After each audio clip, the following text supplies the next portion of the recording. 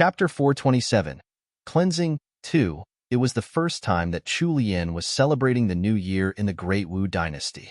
Although it was only going to be the two of them together for the festivities, Chu Lian didn't feel lonely at all. On the contrary, she was looking forward to it.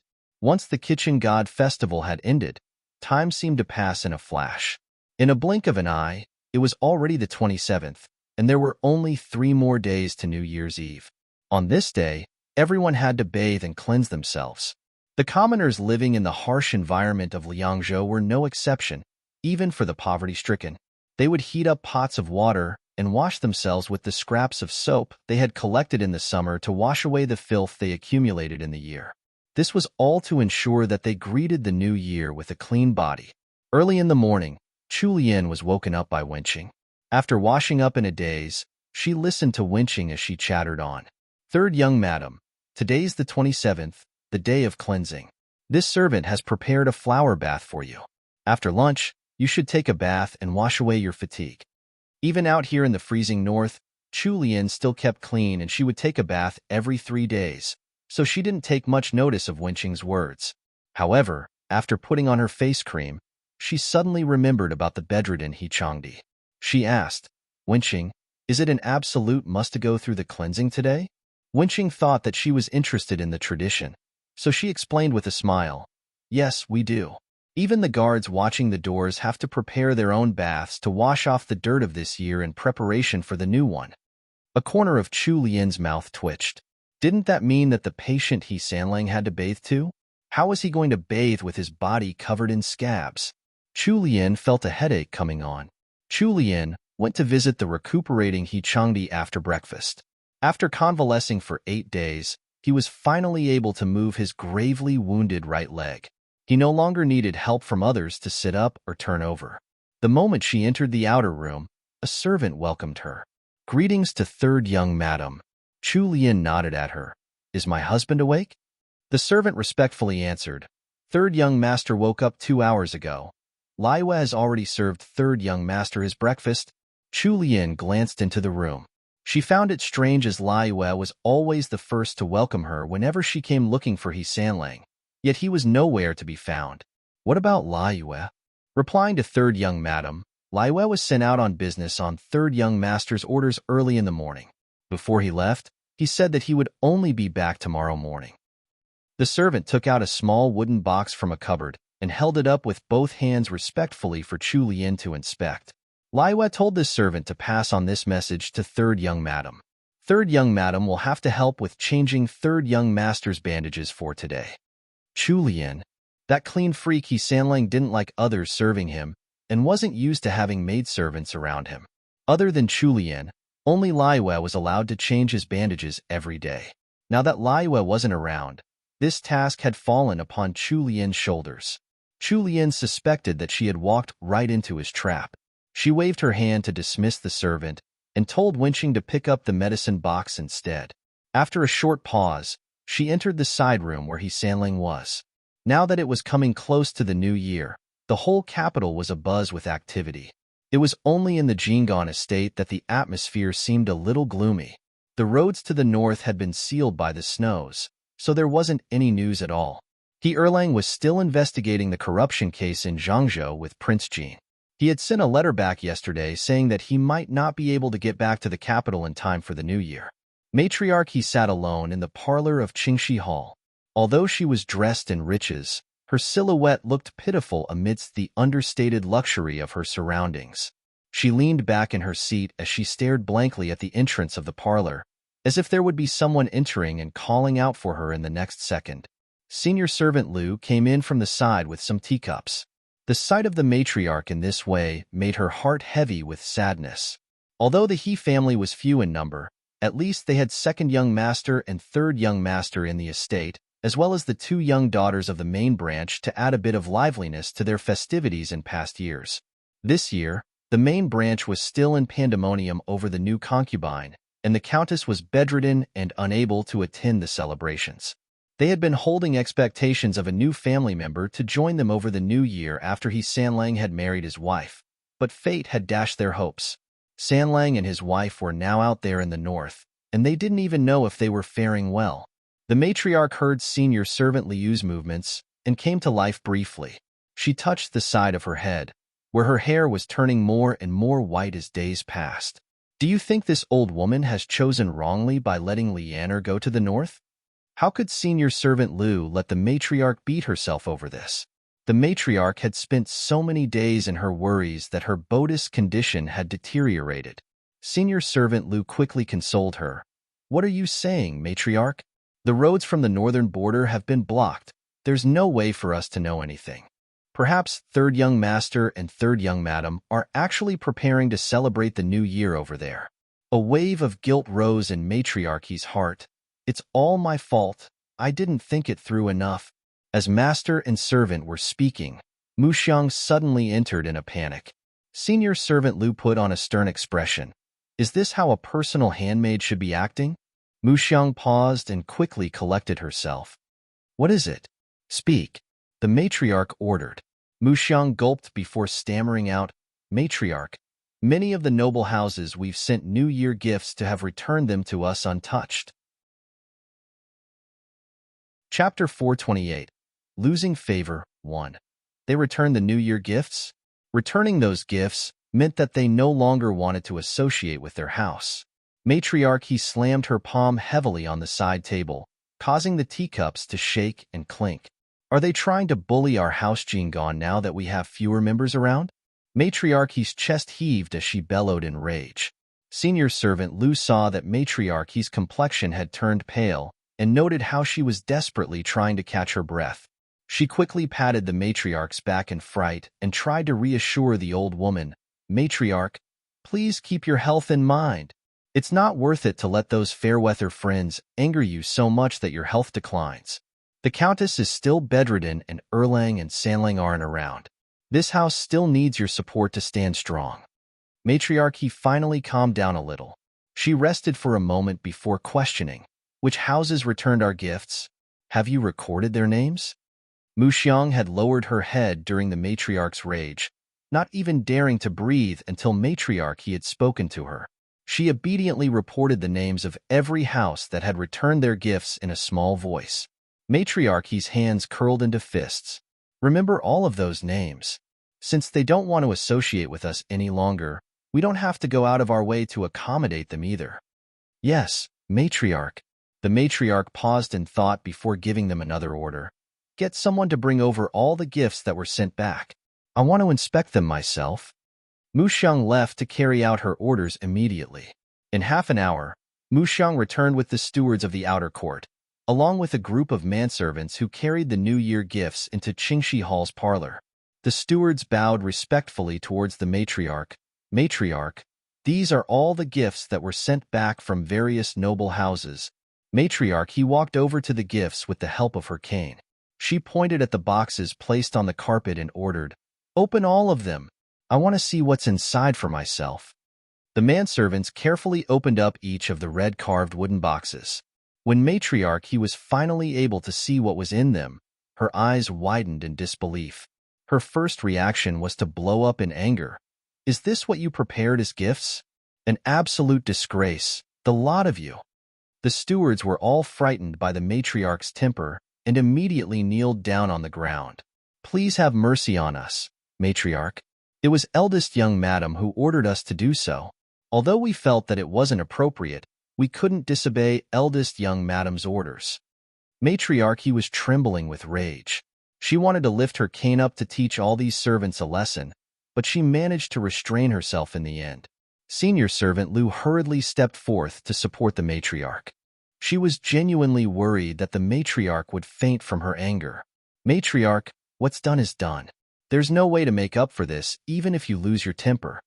Matriarch he took in a deep breath and let out a long sigh, seemingly having lost all her spirit in that one huff. She said with disappointment, Tell them to dismiss themselves. Senior servant Liu waved her hand at the stewards kneeling on the ground. The stewards quickly took the chance to make their escape and left. Senior servant Liu helped Matriarch he over to the warm hearth for a break. That Madame Zhou is becoming more and more careless. Send someone to bring her here.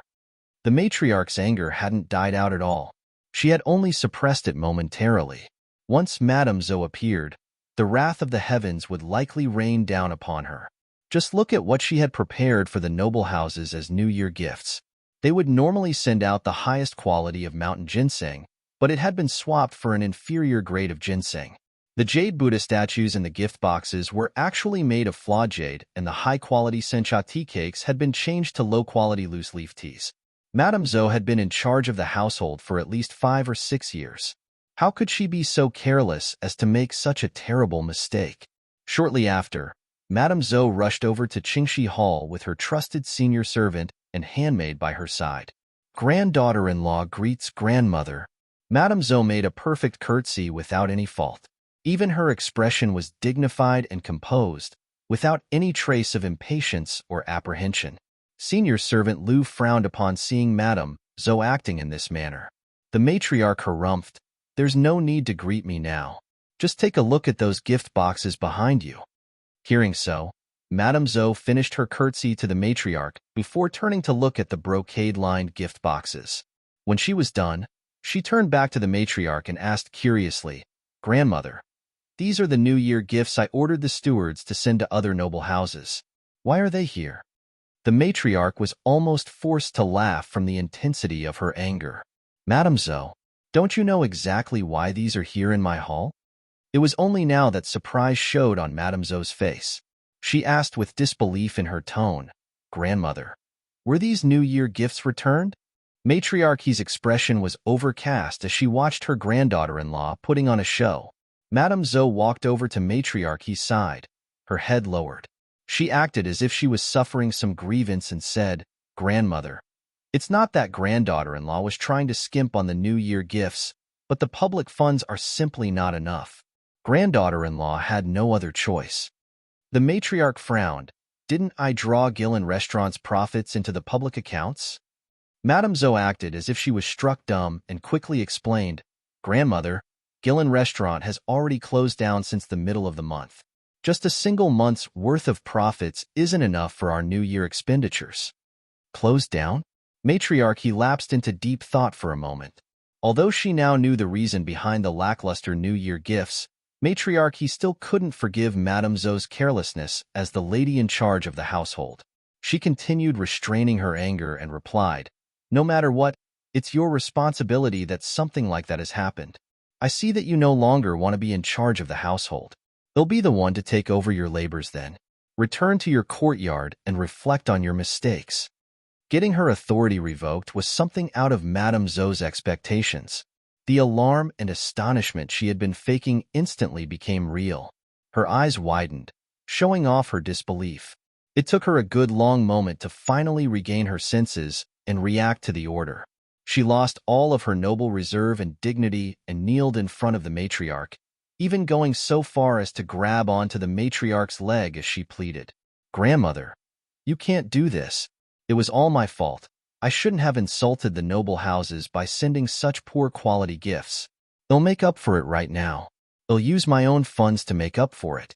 Please, give granddaughter-in-law a chance." Matriarchy seemed indifferent to her pleas. She looked at the sorry Madame Zhou as she declared, "Madame Zhou, it's too late to regret your actions now. Servants, send eldest young Madame back to her courtyard." Once Matriarchy had given the order, Madame Zhou was dragged out of the parlor by a few strong senior servants. Chapter 429. When Madame Zhou's cries could no longer be heard in Qingxi Hall, Matriarchy rubbed her forehead with fatigue. "Sometime later," she instructed, "call all of the stewards and stewardesses of every courtyard here. I have some orders for them. Tell the stewards in charge of the accounts to come here as well." There was a never-ending stream of people coming to and from Qingxi Hall on this day. The whole estate soon knew that the heir's wife was no longer in favor with the matriarch. The moment Madame Zhou returned to her own room, she swept every single thing in arm's reach to the ground. It was only when senior servant Xiao hugged her tightly that she finally stopped her path of destruction. "Eldest young madam, please calm down. You still have the 2 young misses to take care of." Little N and Little Lin had already been woken up by the commotion and had been drawn over to the noise. The maidservants and senior servants hadn't been able to hold back the 2 young misses, So the two children had witnessed Madame Zhou's fit of madness. Little N and little Lin were frightened by the sight of their gentle and loving mother turned into a violent demon. Their young faces were filled with panic as they stayed rooted to the spot, not daring to make a peep. It was at this time that Madame Zhou turned to look at them. Her eyes were fixed upon them for a long time before her features contorted into a contemptuous snarl. Huh, why weren't either of you born as boys?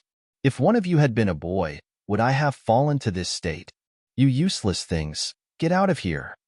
Senior servant Xiao was shocked to her core. She hadn't expected eldest young madam to have spat out such vitriol at the two children. Although eldest young madam had blamed herself for not being able to give birth to a male heir, she had still treated the two young misses with tender, loving care. She had personally taken care of the children every day instead of leaving their care to the servants. This attack towards the innocent children was completely out of the blue for her. Although little N and little Lin were young, they were already aware of the situation. When faced with such contempt from their own mother, the two girls burst into tears in unison and ran towards Madame Zhou. They wanted to make sure that their mother's words weren't serious. Senior servant Xiao didn't dare to let the crazed Madame Zhou near the children right now. She quickly shot a look at Jin Shui, who caught the hint and ordered the maidservants to bring the two young misses out. After little N and little Lin had been taken away, Madame Zhou seemed to have calmed down from the sound of the children's cries. She collapsed into a chair, her eyes empty and listless. She was really done for this time. Her husband loathed her, the concubine was pregnant, and she had lost the power to manage the household once again. She, the wife of House Jingant's heir apparent, was probably going to be the laughingstock of all in the capital. She suddenly recalled the strange letter she had received 2 days ago. That's right, it was that letter. That letter had urged her to send shoddy gifts to all the noble houses and to report the lack of funds to the matriarch. She was supposed to inform the matriarch of the fact that Gillen Restaurant had shut down, and the matriarch was supposed to take back the deed for Gillen Restaurant in a fit of temper. When the restaurant was placed back into the public accounts, she would then have the most profitable restaurant in the whole capital under her control. She had clearly followed the instructions on the letter through and through. So just how had things ended up like this? Lady Zhou frantically grabbed onto senior servant Xiao's arms as if she had finally found a straw to clutch at. Momo, that letter. Where's that letter? Hurry, find that letter for me. Grandmother will surely return control of the household to me once she sees that letter. Although stunned, senior servant Xiao was able to recall the letter that the eldest young madam was referring to. A few days ago, eldest young madam had somehow been given a mysterious letter. She had sat down and read it by herself. Once she was done, excitement and malevolence had flashed across her face before she quickly tossed the letter into a brazier. Even she and Jin Shui hadn't gotten a glimpse of its contents. Senior servant Xiao sighed. She guessed that eldest young madam had been used by someone. Eldest young madam, you've already burned that letter. What? Burned?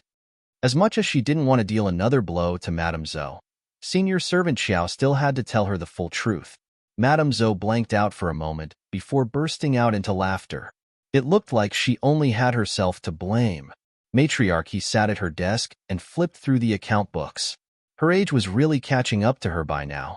She had only been reading for a short period of time, but her back and waist were already aching. Senior servant Liu couldn't continue watching without doing something. She brought up a suggestion. Matriarch, why don't you take a rest? The maidservants can help you with looking through the accounts and report a summary to you at the end. Wouldn't it be the same? Matriarch knew that her body couldn't take much more of this abuse, so she nodded in agreement. She pointed at Mu Xiang, who was waiting behind her. Mu Xiang, come and look through these accounts. If it's too much for you alone, pick 2 second-tier maidservants that you trust to help you with this. Mu Xiang quickly lowered her head and made a sound of agreement before sitting down and getting to work.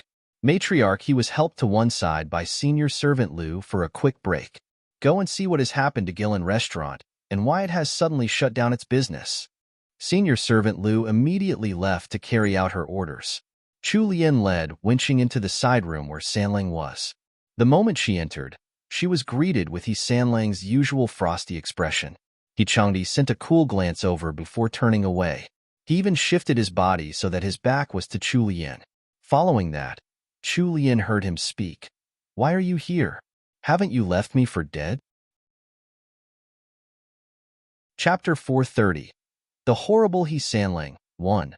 Chu Lian froze for a moment from her astonishment. She hadn't expected those to be He Sanlang's first words after seeing her again. The way he was acting now was exactly like a dog that had been ignored by his owner. She didn't know how to react. The corners of her lips twitched, and she headed over to the bedside with Winching trailing after her.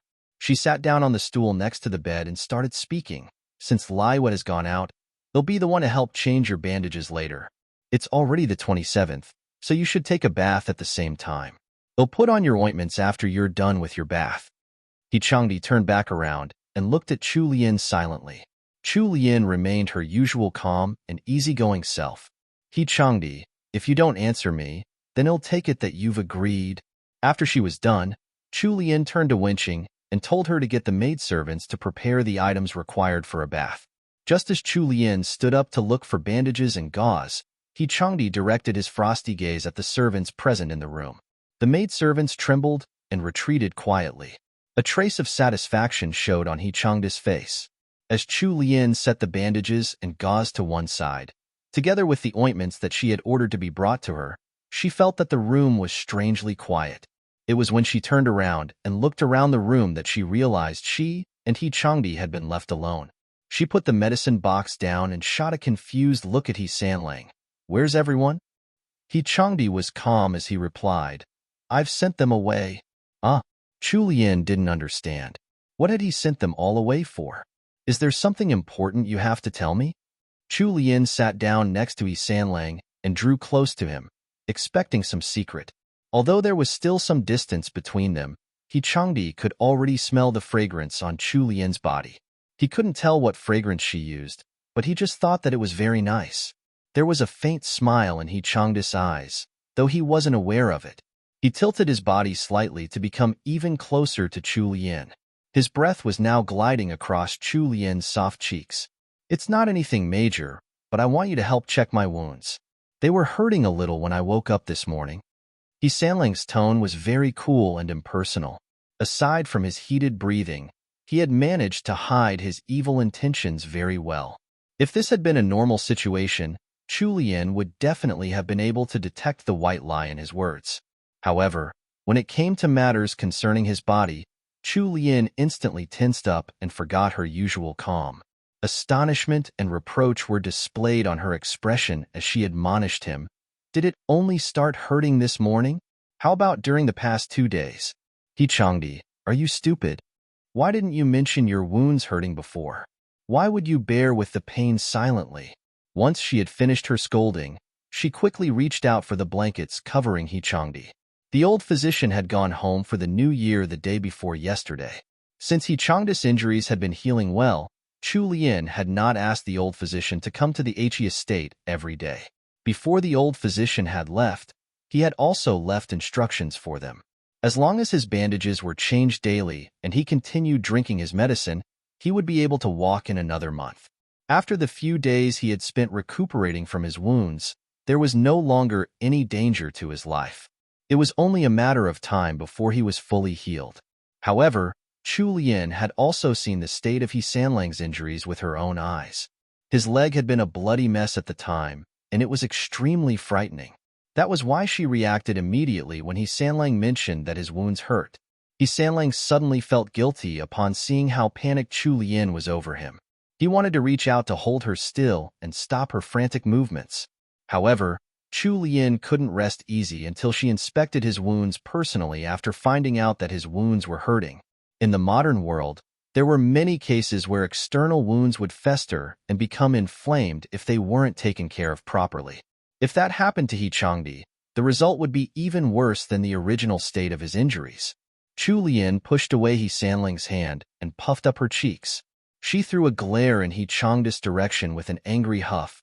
"Don't you dare move, or your wounds might be affected." Although Chu Lian had been going for a fierce tone, her voice was naturally soft and charming. Even though she tried to harden her stance, there wasn't a single threatening bone in her. Instead, He Changdi felt warm inside. He wanted to pull the angry little kitten in front of him into his arms for a nice round of snuggles and pets. It was only then that Sanlang finally realized he wasn't going to win over his stubborn wife when she was on a roll. Thus, with a resigned smile, he laid back against the headboard and let her do as he wished. The wound on Changda's right leg was on the inner part of his thigh. Actually, it was very dangerous to have a wound at that spot as it was close to a major artery. Any cuts could easily cause extreme blood loss and death. Lucky for Sanlang, he had somehow escaped that fate. The wound hadn't gotten close to his artery. Right now, he was only dressed in a pair of really short pants to make it easier to change the bandages every day. The pants were so short that they only covered the most important parts of his lower body. Once Chu Lian had gotten the blanket out of the way, she was met with the sight of Sanlang's muscled thigh all covered in bandages. She glanced at him and said, "Bear with it for a while. I'm going to remove the bandages and check on your wound." Before Sanlang could give his assent, she had already started to untie the bandages. The corners of Changda's lips twitched. How were her movements so fast? He watched Chu Lian's serious expression as she went about her task. Although his features were still locked in their usual cool mien, there was warmth welling up deep inside his heart. It had been a long time since he had experienced being cared for like this. Chapter 431.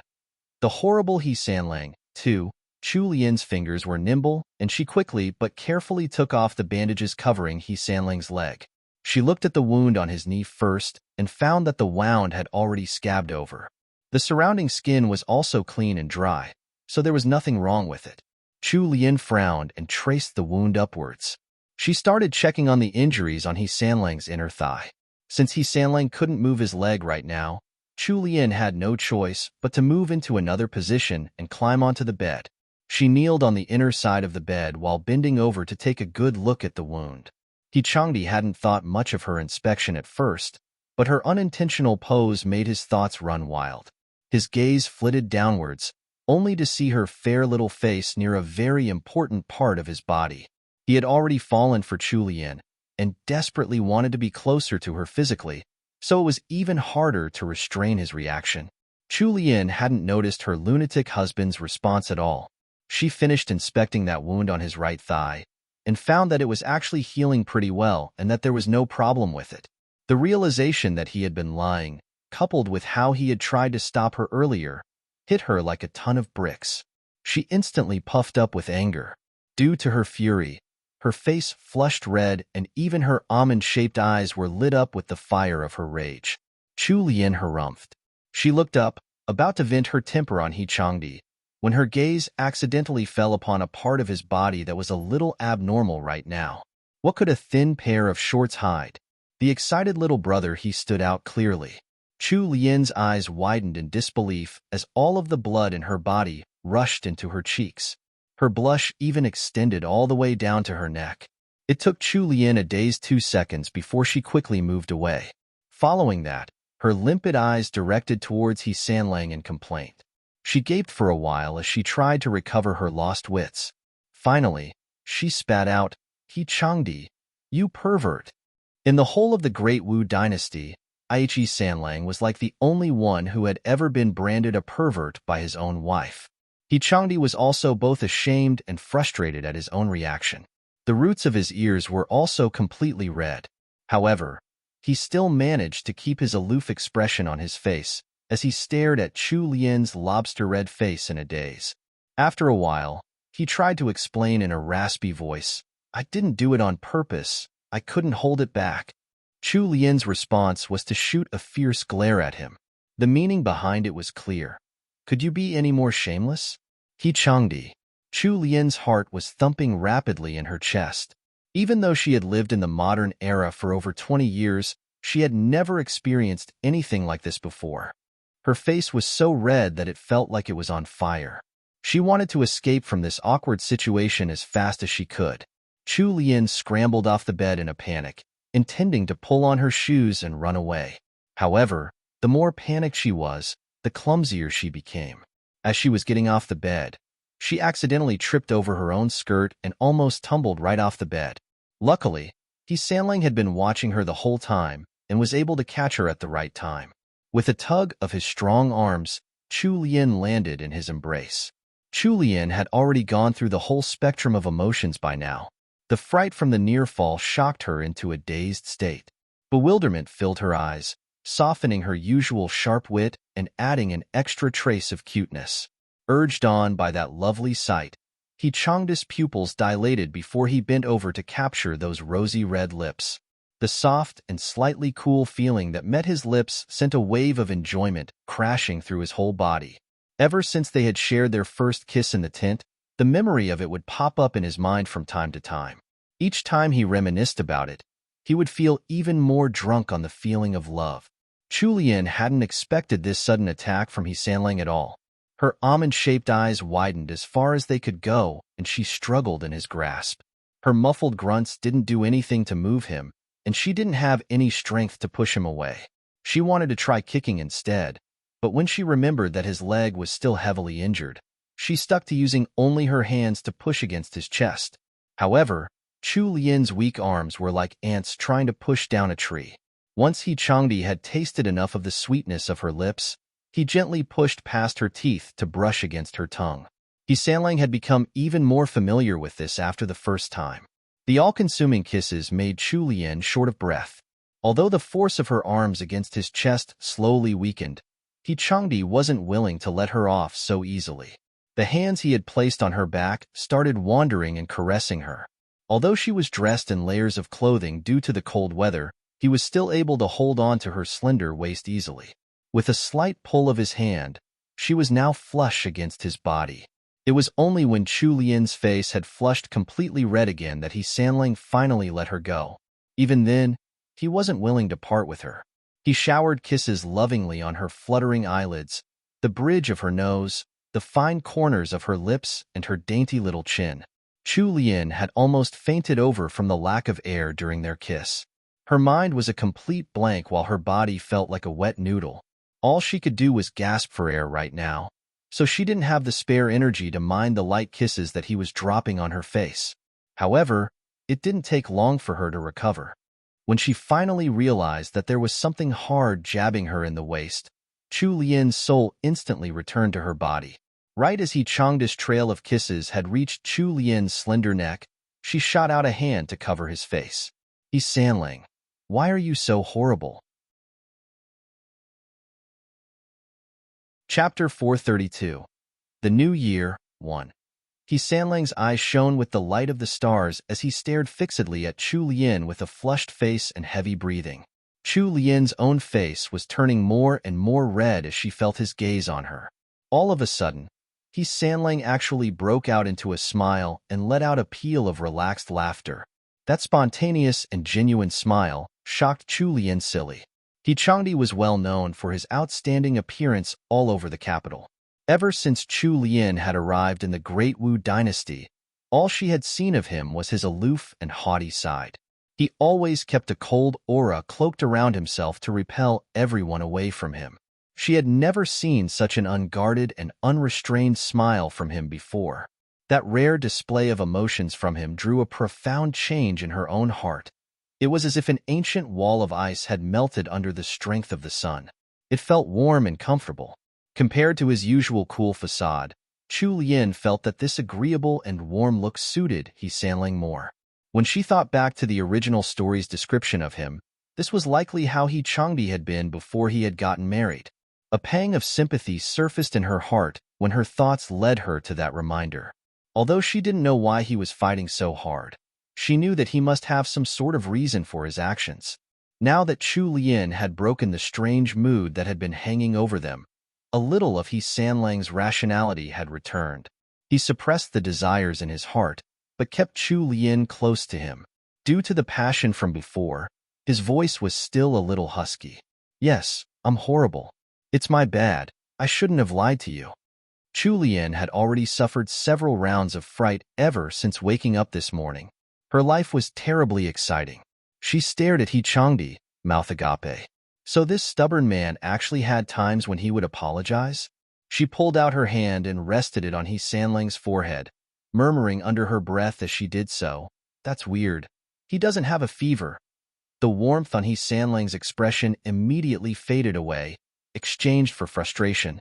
He replied with a mix of shame and anger, Chu Lian. Chu Lian laughed sheepishly. Hey, so you're actually normal sometimes, my dear husband? When have I been abnormal? You've always been abnormal. Unfortunately, Chu Lian only dared to speak these words in her heart. She wasn't so stupid as to provoke the bear who had her in his clutches right now. When He Sanlang looked down and noticed that her eyes were sparkling with humor at her own thoughts, he had the urge to rub his cheeks against hers. The moment the urge came to him, he acted it out without any restraint. Chu Lian suffered the stabbing and prickling of stubble on her tender skin and quickly shook her head, trying to dodge his face. She raged, He Changdi, you haven't shaved. The air between the couple had turned harmonious all of a sudden. By the time He Changdi had his fill of snuggling, the two of them were panting for breath. He Sanlang cradled the back of Chu Lian's head with his palm, pressing her head on his broad chest. He took a deep breath to gather his determination before declaring, Chu Lian, once I'm fully healed, let's get together. If that's all right with you? This time, Chu Lian didn't shove his words back in his face like she had done previously in the army camp. She gripped his collar tightly as she rested her head on his chest. After a moment, her low and muffled voice resounded. There weren't any words in her reply, just a simple affirmative, and him mumbled into his shirt. The anxiety in He Sanlang's heart instantly transformed into a burst of fireworks, overwhelming him and giving him the urge to fly up into the sky. 15 minutes later, He Changdi pulled Chu Lian away from him with his strong arms, tugging her slender body out from his embrace. It was rare for them to have such a warm and peaceful moment, so Chu Lian didn't want to move at all. She looked up with confusion at He Changdi, asking with her soft voice, What's wrong? He Sanlang leaned over to place a kiss on her tender pink lips. Be good for me and get off the bed first. I'm afraid I won't be able to hold back any longer. A blush returned in full force to Chu Lian's face, and she quickly scurried out of his arms awkwardly. She put on her embroidered shoes again and straightened out her clothing before shooting a fierce glare at He Changdi. I'm going to find a razor. You have to shave your stubble now. After giving herself a shoddy excuse, Chu Lian turned and made her escape from the room. After they had finally agreed to be together, even though their following interactions weren't very intimate, it took He Sanlang a lot of effort to control his physical reactions so that it wouldn't cause more embarrassing incidents. He Changdi was a very restrained person in the first place. Although it was hard for him to hold his bodily reactions back, when he thought of how Chu Lian had finally agreed to be with him, this sweet torture felt like nothing. Chu Lian didn't give much thought to their snuggling at all. As a woman, she didn't have much in the way of sexual needs. Instead, she rather enjoyed the sweet closeness they shared. When Chu Lian finally found a razor and returned to the room, He Changdi didn't let her do it for him and shaved his own stubble. Later on, with Chu Lian's help, he wiped down his body and washed his hair. He couldn't take a bath due to the position of his injuries, so he could only make do. Once the 27th had passed, New Year's Eve soon arrived. There was a touch of celebration in the air, even in the frigid north. Naturally, Liangzhou City was the most festive compared to the other cities nearby.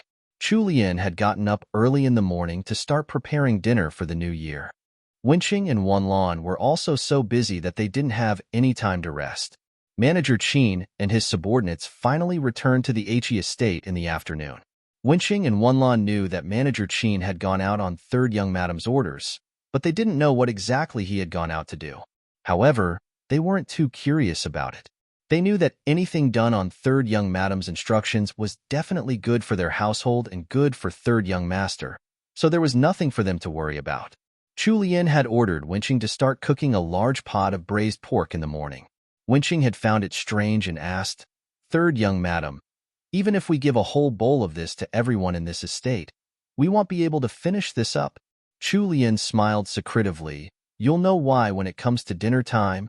Since Chu Lian had already explained it like that, Wenqing dropped her line of questioning. Chu Lian found it funny. She refused to believe that Captain Gua and the others wouldn't come over to the He estate to beg off a free meal when faced with such a great excuse. Chapter 433. The New Year, 2. As expected, When night fell and the maidservants had just started serving up a whole array of steaming hot dishes on the table, the gluttons from the northern border troops arrived. Changdi was bedridden, so the only person who could host their uninvited guests was Chu Lian. She stood at the main entrance in welcome and looked upon the huge group of foodies helplessly. It seemed like it wasn't just He Sanlang's band of brothers who had come. Even Great General Qian had followed along. Of course, Sima Hui was here too. Chu Lian was starting to suspect that the extra portions of food she had ordered Wenqing and Wan Lan to prepare weren't going to be enough. However, it was too late to prepare more food. If they really ran out of food, they would just have to add on a big bowl of dumplings for them and make sure that they left with full bellies. In order to match the festivities, Chu Lian was wearing a pink dress with white rabbit fur accents. There was a bright red vest on top of that and a white fox fur cloak on the outside. Some baby fat was still clinging on to her tiny little face, giving her a youthful air. When she was dressed up in so many layers, she looked like a cute little ball. After Chu Lian personally greeted Great General Qian with a respectful bob, General Qian pulled out a red packet from his sleeve and passed it to Chu Lian. "Take this. It's a New Year gift from your Uncle Qian." Chu Lian stared in a blank daze for a moment before quickly reacting and receiving the envelope with both hands. She smiled at General Qian. "Uncle Qian, am already married, am not a child any longer." Although her current body was only 15, she had been in her 20s in her modern world and was long past the age where she would receive red packets from her elders. When she had gone home for the New Year in the past, she had even given out red packets to her nieces and nephews. Now that an elder had suddenly given her a red packet, Chu Lian felt a little awkward. While Duke Lu was the fearsome Great General Qian in the border camp, he had come here to visit her as an elder, so she had changed her form of address for him accordingly. General Qian found it amusing that the little honored Lady Genie was acting like an adult. "Even though you're already married, you're just a young lady who has just come of age. Don't tell me that you're too shy to accept your Uncle Qian's red packet?" Chu Lian smiled in return and said, "All right, please don't tease me, Uncle Qian. I'll accept it." Now that General Qian had opened up the way, the rest of the people who had come for her cooking all gave her red packets. Even the youngest Xiao Hongyu managed to take out a thin red envelope and pass it to Chu Lian. He showed a foolish smile and said, "I don't have much savings, so please don't take offense, sister-in-law." Although Xiao Hongyu called Chu Lian older sister-in-law, he was actually older than Chu Lian by 4 years, so it was still acceptable for her to accept his gift as a junior. The last person to enter was Sima Hui. Chu Lian hadn't seen her in quite some time, so she was naturally happy to meet her friend again on New Year's Eve. Sima Hui was normally taller than Chu Lian by half a head. Today, she had stuck a red feather in her neat hair, making her look even taller and slimmer than usual. Sima Hui offered up a smile and pulled on Chu Lian's hand in a familiar way.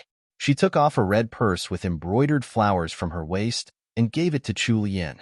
"Lianer, I didn't prepare a red packet for you, unlike the Great General and the others. Take this as Sister Hugh's New Year gift to you." Chu Lian's smile was even brighter than usual as she dispensed with the usual courtesy of rejecting the gift. She reached out to receive the purse immediately. "Since it's something that Sister Hui prepared for me, I'll accept it shamelessly." Once Chu Lian had finished accepting a stack of red packets and one red purse, she finally welcomed everyone into the He estate. While He Changdi and Chu Lian were passing their first New Year together with a lively celebration, things weren't going so well back in the Jinggan estate in the capital. It was now certain that Count Jinggan couldn't come back for the New Year, while second young master He Changjue, who was investigating a case in Zhangzhou, had also sent a letter stating that he wouldn't be able to make it either. Eldest young madam was grounded in her branch's courtyard. It was rumored that she wasn't feeling very well these 2 days, and that senior servant Xiao had taken over management of her own courtyard's matters. Matriarch he had just taken control of the household again and was going through the public account books. The sudden stress and hard work had caused her old illnesses to flare up and made her bedridden. Eldest young master He Changqi disapproved of his grandmother's overwork. He specially ordered senior servant Lu to keep watch over the matriarch's health. Senior servant Lu had no other choice but to take up the task of checking the accounts herself. She picked a portion of the account books and left the rest to Mu Xiang.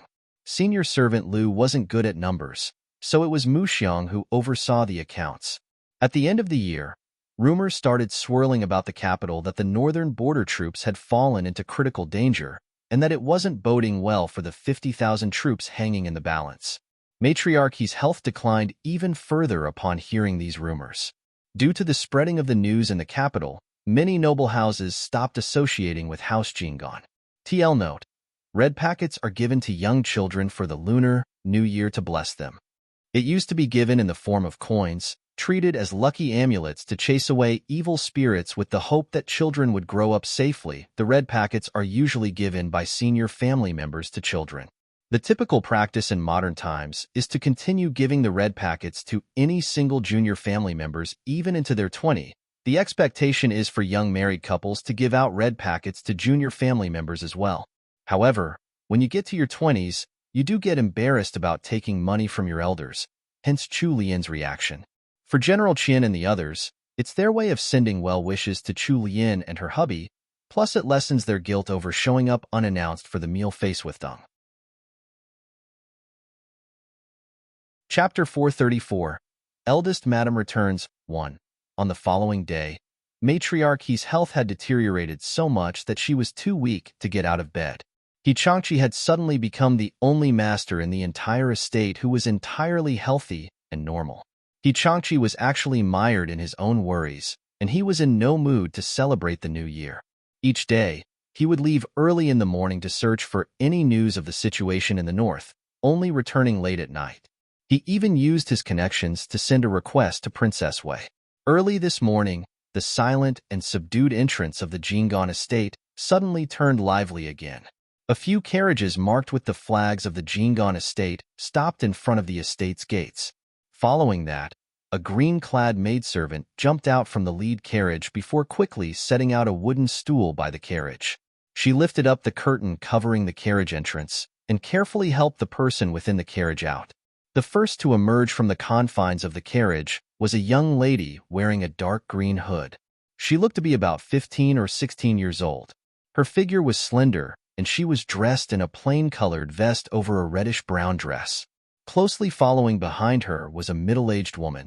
The woman was slightly plump and was wrapped in a brocade cloak. Her hair was combed up into a conch shape, with only a simple silver hairpin to decorate her black hair. She turned her head slightly and patted the young lady's hand, as if reassuring her. Her face actually held some resemblance to House Jinggan's matriarch. Nianjin, this is your grandmother's home. He Ying's voice was clearly emotional right now. The gaze she was directing towards House Jinggan's gates were filled with both yearning and greed. Pan Nianjin hugged her mother's arm tightly. Uncertainty and envy showed in her narrow eyes as she took in the large and luxurious gates of the Jinggan estate and the roofs of the buildings within. She gulped nervously. Mother, grandmother's home is so huge. I've never seen such a large courtyard in my whole life. Can we stay here forever from now on? The corners of He Ying's mouth tilted upwards. Of course. Since we've returned, no one can chase us out. Senior servant Liu had hurried over with some servants in tow after receiving the report from the gatekeepers. Ever since He Ying had married into the Pan family, far away in Xiyang, they hadn't met at all for decades. Now that she was meeting the He family's former eldest young miss again, a mix of emotions welled up within senior servant Liu. She walked up to He Ying and bobbed in greeting towards her, together with the servants behind her. It was only after a respectful pause that she raised her head and said, "Eldest madam, it must have been a long journey for you. Please, follow this servant into the estate." Even though it had been many years since they had last met, He Ying was able to recognize the senior servant who was even more well-dressed than she was. "Senior servant Liu, I hope you've been well since we parted." After saying so, He Ying rearranged her expression into a frown as she took in the servants who had come to welcome her together with senior servant Liu. All of a sudden, she let out a mocking peal of laughter. "I see that we're not that welcome after all, since you've only sent servants out to welcome us back." Senior servant Liu's expression changed. She pressed her lips together and managed to hold back the sharp words bubbling up within her.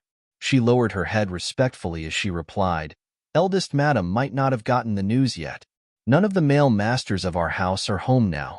The matriarch and the countess are both sickly and bedridden, so the honor of welcoming you has been left to this old servant.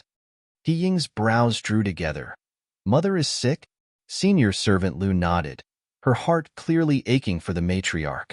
Eldest madam and Miss Pan, please enter first and listen to this old servant's explanation later. It was only then that He Ying stopped talking and let the maidservants help her and her daughter into the estate. The news had been sent to Qingxi Hall already. Perhaps due to the pending reunion with the daughter she had been separated from for decades, the matriarch was much more spirited than the 2 days before. She forced herself out of bed and on her feet. The matriarch let her maidservants help her dress up before letting Mu Xiang escort her to the hearth in the parlor. It was there that she awaited the arrival of her long-lost daughter. Matriarchy's old eyes remained fixed on the entrance the whole time. Eventually, she urged, Mu Xiang, send someone to ask if they've entered the inner court. Mu Xiang covered her lips and smiled. Of course, this servant will go now. Please don't worry, matriarch. Eldest madam has already entered the estate. It will only take her a moment to come into the inner court. Senior servant Lu has even sent out sedans for them, and specially arranged for the most fleet-footed menial servants to carry them. They won't be delayed. The matriarch sighed. I know that, but I just can't help myself. Just as Mu Xiang walked over to the parlor entrance and lifted up the heavy drapes covering them, she spotted senior servant Lu leading a group of people down the corridor. She turned around joyously and said, Matriarch, eldest madam has arrived. Quick, welcome them in. Matriarch, he was so happy, she almost leaped up from the hearth, giving Mu Xiang a fright as she hurriedly went over to support the matriarch. The haughtiness on He Ying's face immediately faded the moment senior servant Lu lifted the curtains. Once she entered the parlor, she fixed her eyes on the old woman sitting by the hearth. Tears seemed to spring to her eyes almost instantly. Mother. Matriarch, he looked down upon the daughter who had left her as a young lady and grown into a middle-aged woman. Her old eyes looked hazy as tears welled up. Miss Ying, come to mother's side and let mother take a good look at you. He Ying ran forward and threw herself into Matriarchy's arms. The mother and child who had been separated for years hugged each other tightly and cried their hearts out. Pan Yanjin was at a loss for what to do. She shrunk back and looked up at the kindly matriarch sitting at the head of the room before her attention was attracted by the sumptuous luxury of the parlor furnishings. Her eyes darted here and there, looking over everything with desire. TL note, the titles that the servants use go by the relation of the addressee to the current head of the house. Matriarch He, mother of the current count, 1 generation up, equals Matriarch He Ying, sister of the count, same generation, equals eldest Madam Chu Lian and Madam Zhou, daughter-in-laws of the count, 1 generation down, equals young Madams Pan Yinjin, maternal niece, 1 generation down, but not within the family, equals Miss Pan, meaning lady of the Pan family. The servants use for Miss Pan, which is literally cousin Miss, to indicate that she's related to the family, but not through the direct line. Chapter 435. Eldest Madam returns. 2. Senior servant Lu and senior servant Zhou were afraid that the matriarch's fragile health would decline even more if she went through more emotional upheaval, so they hurriedly spoke words of reassurance. Matriarch, now that eldest madam is back and the new year is coming, you should be happier. Miss Pan is watching from the side. As expected, with the reminder that her granddaughter was watching, Matriarchy slowly got her emotions under control. She let go of her daughter and dabbed at her tears before finally getting a good look at her daughter. When she was satisfied, she turned her gaze to her granddaughter, Pan Yanjin. Ying pulled her daughter closer. Yanjin, this is your maternal grandmother. Quick, greet her. Pan Yanjin was a little timid. She darted a glance at the kindly yet intimidating old lady before her and greeted in almost a whisper, Grandmother, what a good child. The matriarch reached out and took Pan Yanjin's hand in her own. She carefully looked over the young lady before asking, How old is Yanjin this year? Ying looked at her daughter with pride. Her coming-of-age ceremony was done just this summer. So she'll be 16 this coming year. 16 years of age? That was considered an adult woman in the Great Wu dynasty. It was also the right time to start preparing for marriage, and it wouldn't be good to tarry on that matter. An idea sparked to life within Matriarch He. She let the two ladies sit down next to her. At the same time, she had also noticed that they were dressed in rather plain and shabby outfits. He seemed to have sensed her mother's measuring gaze. She lowered her head in shame. The matriarch frowned. "Why are you dressed in this manner?" He glanced at her mother. Her lips parted, as if she wanted to speak, but it seemed like her shame was holding her back. "Even if you don't want to dress up, you should have given Yinjin a few good dresses at least. She should be dressing prettily at her age." Once matriarch He had spoken, Heen could no longer hold back her words. "Mother, it's not that I'm not willing to, but I just don't have the money right now." Matriarch He stared in disbelief. "Did you spend all of the silver I gave you back then?" Heen acted aggrieved when reminded of the money she had been given. "Mother, it's been so many years. How could there be anything left from just those 10,000s of taels?" Matriarch He deeply regretted that she hadn't raised Missing properly. She was actually dismissing those 10,000s of taels. How could 10,000s of taels be a small amount? 10,000s of taels was enough to buy at least 10 or more storefronts. Even if they did nothing with the storefronts and rented them out, they would be able to live much more comfortably than they seem to be now. She would at least have the money to make some new clothes and accessories for her daughter. The frustration within the matriarch almost shot through the roof after that casual comment from her daughter. However, as angry as she was, she couldn't just let her daughter and granddaughter continue dressing so shabbily. She looked her daughter up and down once more before speaking again. "The two of you can stay in my Qingxi hall for now. You're about the same size as I was back then, so you can take some of my clothes for now. Muxiang, lead eldest madam over to the storehouse in a while." Muxiang respectfully acknowledged the orders. Matriarch He looked at the timid Pan Yinjin and faced a dilemma. Pan Yinjin was 15 this year, and in the prime of her life. Matriarch He didn't have any clothes suitable for her to wear. Even if they ordered the seamstresses to rush out something, it would still take a few days. It was already close to the year's end, so the clothes stores outside were all closed. They wouldn't be able to buy any ready-made dresses. It was really a tough problem for the matriarch. Senior servant Lu was observant. She smiled and whispered a suggestion to the matriarch. "Matriarch, why don't you send someone over to third young madam's courtyard to ask?" Now that senior servant Lu had reminded her, realization dawned upon the matriarch. That's right. Sanlang's wife was also 15. Although the two young ladies were a little different in size, it wasn't so drastic.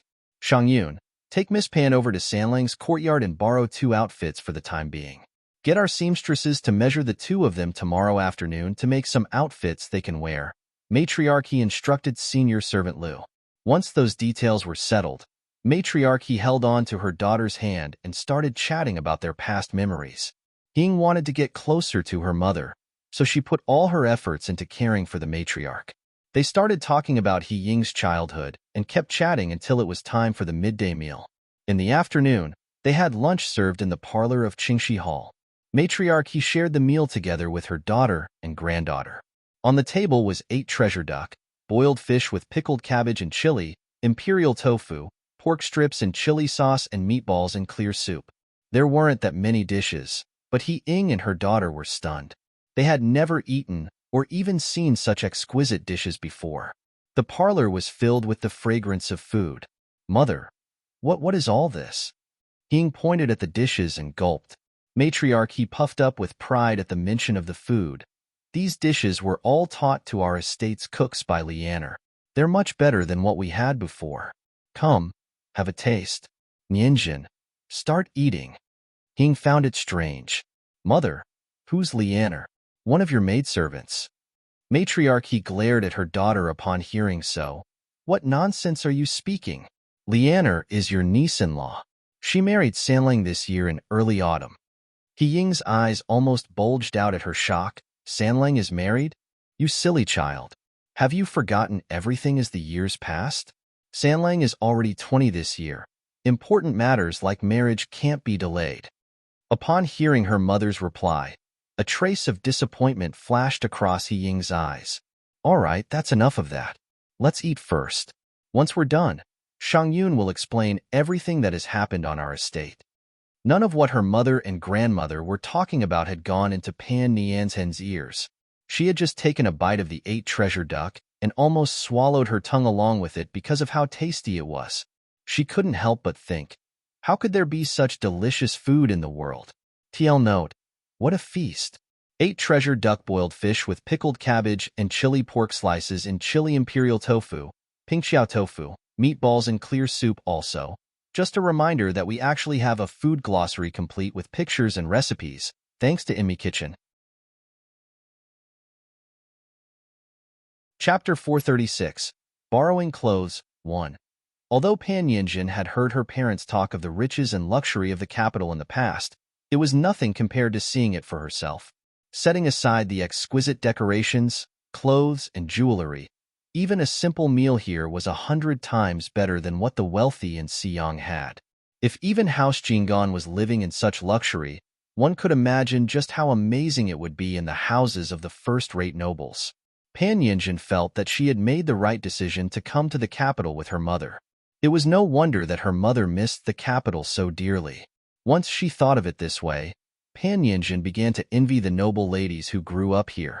She stealthily glanced at Matriarch He, who sat at the head of the table with a grudging look. Even though the capital was so rich and lavish, even though House Jinggan was obviously thriving, it wasn't until autumn this year that her grandmother had allowed the two of them to return. It had been a long time since Matriarch He had been this happy. She kept adding food into their bowls. Satisfaction warmed her heart as she watched them enjoy their meal. No matter what He Ying had done in her youth, she was still Matriarch He's very own flesh and blood. Matriarch He only had this one daughter as well. Now that decades had already passed, her daughter had likely undergone enough suffering and hardship in the outside world to learn her lesson. It was fine if her daughter now returned to stay and pass her days happily with her again. As for this granddaughter of hers, Matriarch He planned to treat her well. The 6 dishes should have been more than enough for the 3 of them, especially since the matriarch had a small appetite. There should even be leftovers. However, all of the plates were completely wiped clean. When He Ying and her daughter were done, there was no longer any food left in sight. They had even used some plain buns to soak up all the remaining gravy in the sliced pork dish. It was only after setting down their bowls and chopsticks that the two finally noticed the discomfort from their bloated stomachs. When they looked again at the messy table, as thick-skinned as she was, even He Ying's face flushed red. The servants waiting on them had awkward expressions as they looked at them. Even Mu Xiang was looking at them with some contempt. The matriarch, on the other hand, had a gentle look in her eyes. She asked with sympathy, "Have you had your fill? If you want more, they'll have the kitchen cook a few more dishes." He Ying quickly shook her head. "It's fine, mother. We're already full." As they had eaten too much at lunch, He Ying and her daughter rested in a side room in Qingxi Hall for over 2 hours. When they woke up, senior servant Lu led Pan Yinjin to Songtao Court to borrow some clothes. Once they arrived at the entrance of Songtao Court, senior servant Lu happily introduced the place to her. "Miss Pan, this is the residence of 3rd young master and 3rd young madam." Pan Yinjin looked into the courtyard. Although it was winter, it didn't seem chilly here at all. There was even some greenery left in the garden amidst the decorative mountains, and there were some winter-sweet flowers blooming to the side. She looked at the place with admiration and envy. Back in Xiyang, only the elders of the family would get to live in a courtyard as lovely as this. The junior members of the family wouldn't get a turn at all. So her older cousins had been living in such a wonderful environment their whole lives. Senior servant Lu wasn't bothered by her silence. She just continued introducing the interesting things in the courtyard, not knowing if Pan Yinjin was actually listening. Chapter 437, Borrowing Clothes 2. In the main room of Songtao Court, a servant had just informed Shi Yin, senior servant Gu Wei, and the others of this matter. Shi Yin was in the middle of cataloging all of Chu Lian's accessories together with the other servants. She had heard from some of the servants in the outer court that an eldest madam had come to the estate, but she hadn't expected that eldest madam to bring her daughter over to Songtao Court. She put down the register and brought the servants over to welcome her. Pan Yinjin was politely escorted to the main room of Songtao Court, while senior servant Lu tactfully explained the situation to Shi Yin. With a slight smile, Shi Yin said, "Since that's the case, please follow this servant, Miss Pan." Pan Yinjin carefully sized up the decor in the main room of Songtao Court. As her gaze swept the room, a book placed on the side table caught her eye. That was the book that Xian had been using to catalog Chu Lian's accessories. Pan Nianzhen's appearance had been so sudden that she had forgotten about the catalog, even though she had ordered the servants to keep the jewelry. Xian had left it open on a little table near the hearth. It was unfortunate that it caught Pan Nianzhen's eye. At first, Pan Yinjin had just glanced at it due to curiosity. However, when she read the names of the accessories recorded on the book, she was first startled, before envy and jealousy flooded her heart. Golden hairpin with sapphire and jade inlays, 8 treasure hairpin with pearl chains, dangling hair ornament shaped as a blooming blossom with ruby. The names of some accessories leaped out at first glance. They sounded like they were worth a few hundred taels at least. In Xiyang, even the provincial official's wife didn't own such jewelry.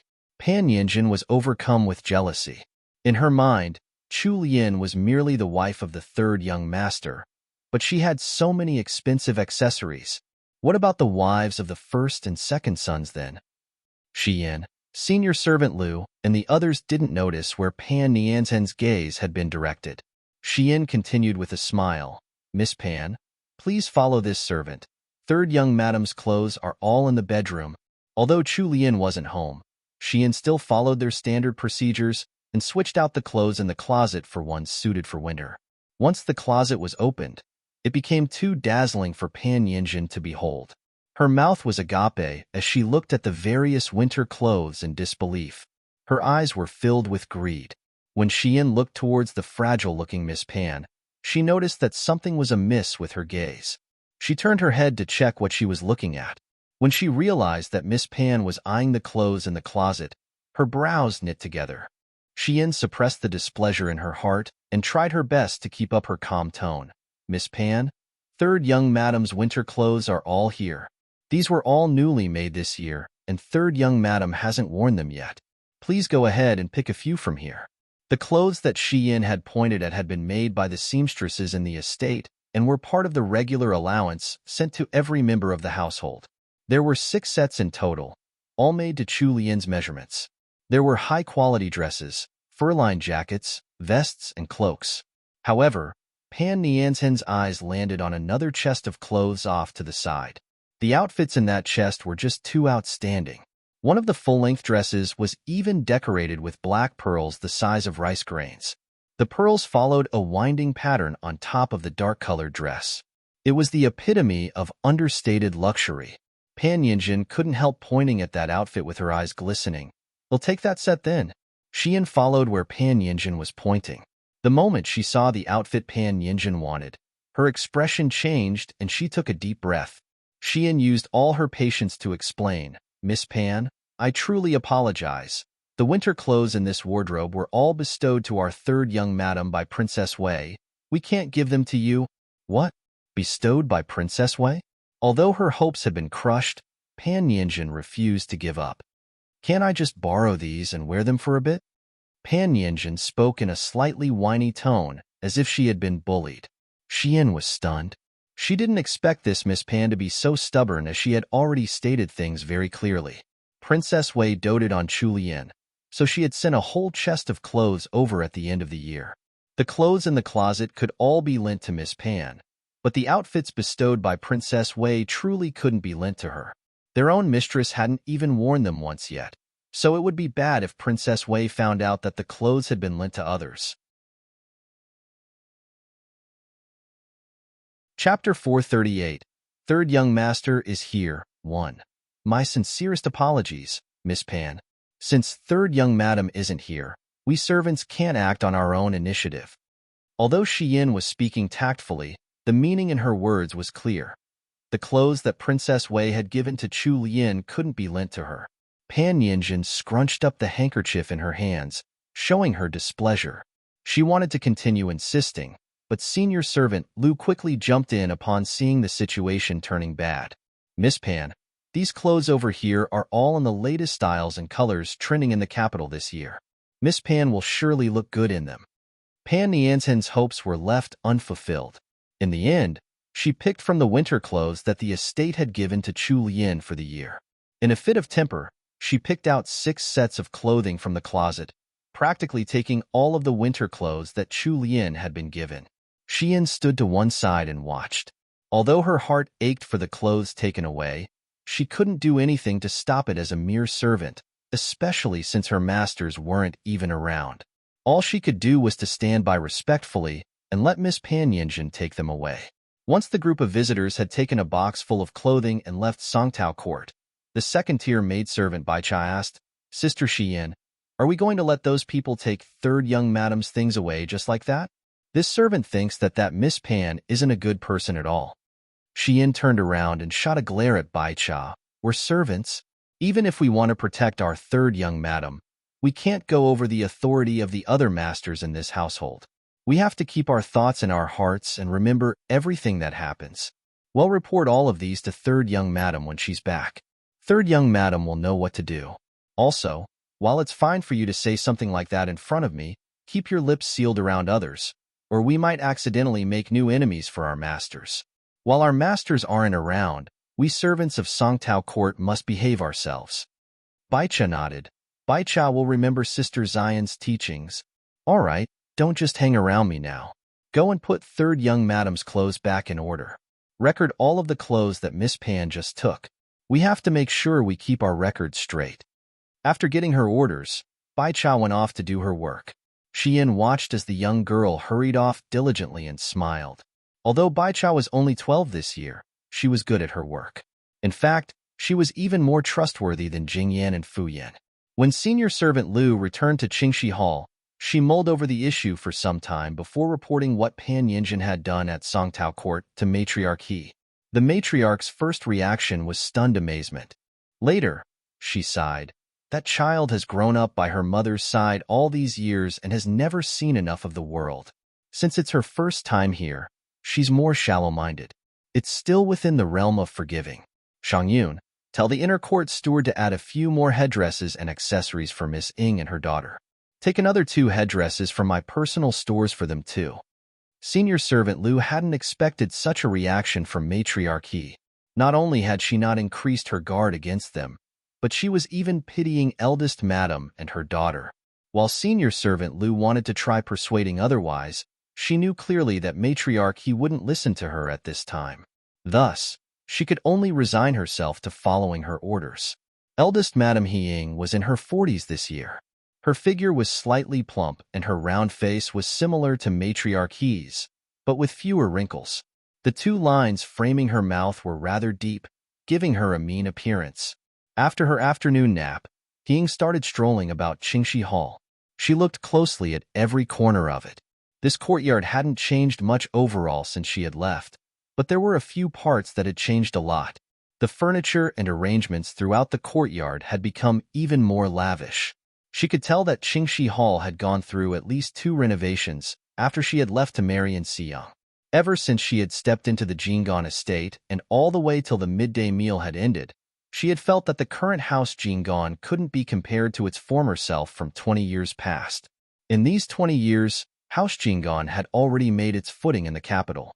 The corners of her mouth tilted upwards in a smile, deepening the wrinkles around her lips and making her look even more harsh. As she turned around, her gaze landed upon a half-open window. This corridor ran parallel to Qingxi Hall's little study. The study was originally where Matriarch He took care of the household matters. However, after the old count had passed away, Matriarch He had moved her own study into the old count's study in the outer court instead, to remember her husband, leaving the little study empty. Now it was used by the trusted servants in Qingxi Hall for their work.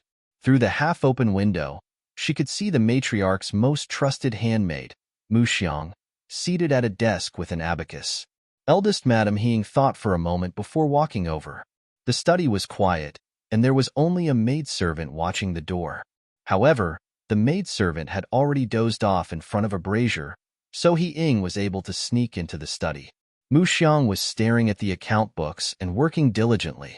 The clacking of the abacus beads hid the sounds of the footsteps behind her. He Ying looked over at the account books that Mu Xiang was working on from a meter or 2 away. Her eyes widened and she sucked in a breath. What kind of storefront was that? How was it able to earn so much money? It was bringing in more than 3,000 taels of income a month. Her gaze quickly darted up to the start of the entries, only to see two words printed at the top, Gillen Restaurant. Gillen Restaurant? Wasn't that part of her mother's dowry? Even at its peak, it had only been one of the oldest restaurants in the capital at most without anything special to it. How had it suddenly become a money tree? 3,000 taels. That wasn't a small sum. Most noble ladies wouldn't even be given that amount in their dowries when they married. This Gillen restaurant was bringing in 3,000 taels of pure profit each month. Back then, when matriarch had sent her away to Siang, she had only been given 10,000 taels of silver. He Ying's eyes lit up instantly. Chapter 439. Third young master is here, too. When Mu Xiang turned around and noticed eldest madam standing behind her, her expression changed and she quickly shut the account book. She stood up to give her greetings, eldest madam. How did you come to be here? Ying had recovered her senses by now. She hid the greed in her eyes and raised her chin. I was just taking a walk around since I was bored. Why? Are you trying to pry into my business? Of course not, eldest madam. If eldest madam wishes to take a stroll, this servant will arrange for some of the brighter maidservants to accompany you. Although it's winter, there are still some scenic areas around our estate. Ying could sense that this handmaid Mu Xiang was more stoic and stubborn. She thought for a bit before replying, I won't trouble you. I'll go over to the matriarch. Continue with your task. Mu Xiang escorted eldest madam to the door before turning back to deal with the skiving maidservant guarding the door. The little maidservant trembled and pleaded for mercy, but Muxiang's face was contorted into a fierce expression. Another maidservant standing at the side couldn't hold back her own tremors upon seeing Muxiang's appearance. Back in Liangzhou on the night of New Year's Eve, the guests who had come to the He estate were now seated together in the parlor after eating their fill at the feast. They stayed up to usher in the new year until it was past midnight. Chu Lian then ordered the servants to bring them to some rooms to rest. Chu Lian returned to her own little courtyard and placed all the red packets and one purse she had received that night on the table. She sat next to the table and opened up the red packets using the faint light of the lanterns around her. Opening these red packets was like opening presents. The most enjoyable part was the surprise right before opening the envelopes.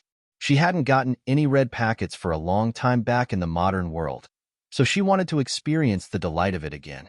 Meanwhile, although it was already the new year, He Sanlang was still pulling a long face in his room, causing the whole room to be enveloped in cold. Lai Yue stood to one side with a conflicted expression. He didn't know whether he should sit or stand. He rubbed his hands together and said, Third young master, it's already late. Your wounds aren't completely healed yet. Why don't you sleep earlier? He Changdi didn't look at him. Instead, he showed his palm to Lai Yue. Give it to me. Lai Yue quickly pulled out a thin and exquisite wooden box out of his clothes and offered it up to his young master with both hands. Third young master, it's right here. This servant kept it close at all times. This servant didn't dare to be careless with it. He Changdi took the wooden box without another word. An idea flared to life in Lei Yu's mind, and he coughed lightly. He bent over and whispered a suggestion in He Changdi's ear. Third young master, it's a matter of course for a couple to be together. Since it'll be the first day of the new year tomorrow, it seems like you should spend the night with third young madam no matter what. Although third young madam hasn't said anything, she surely has you in mind. However, she's still young, so she's likely a little too shy to mention anything. He Changdi's handsome face finally melted a little upon hearing Lei Yu's words.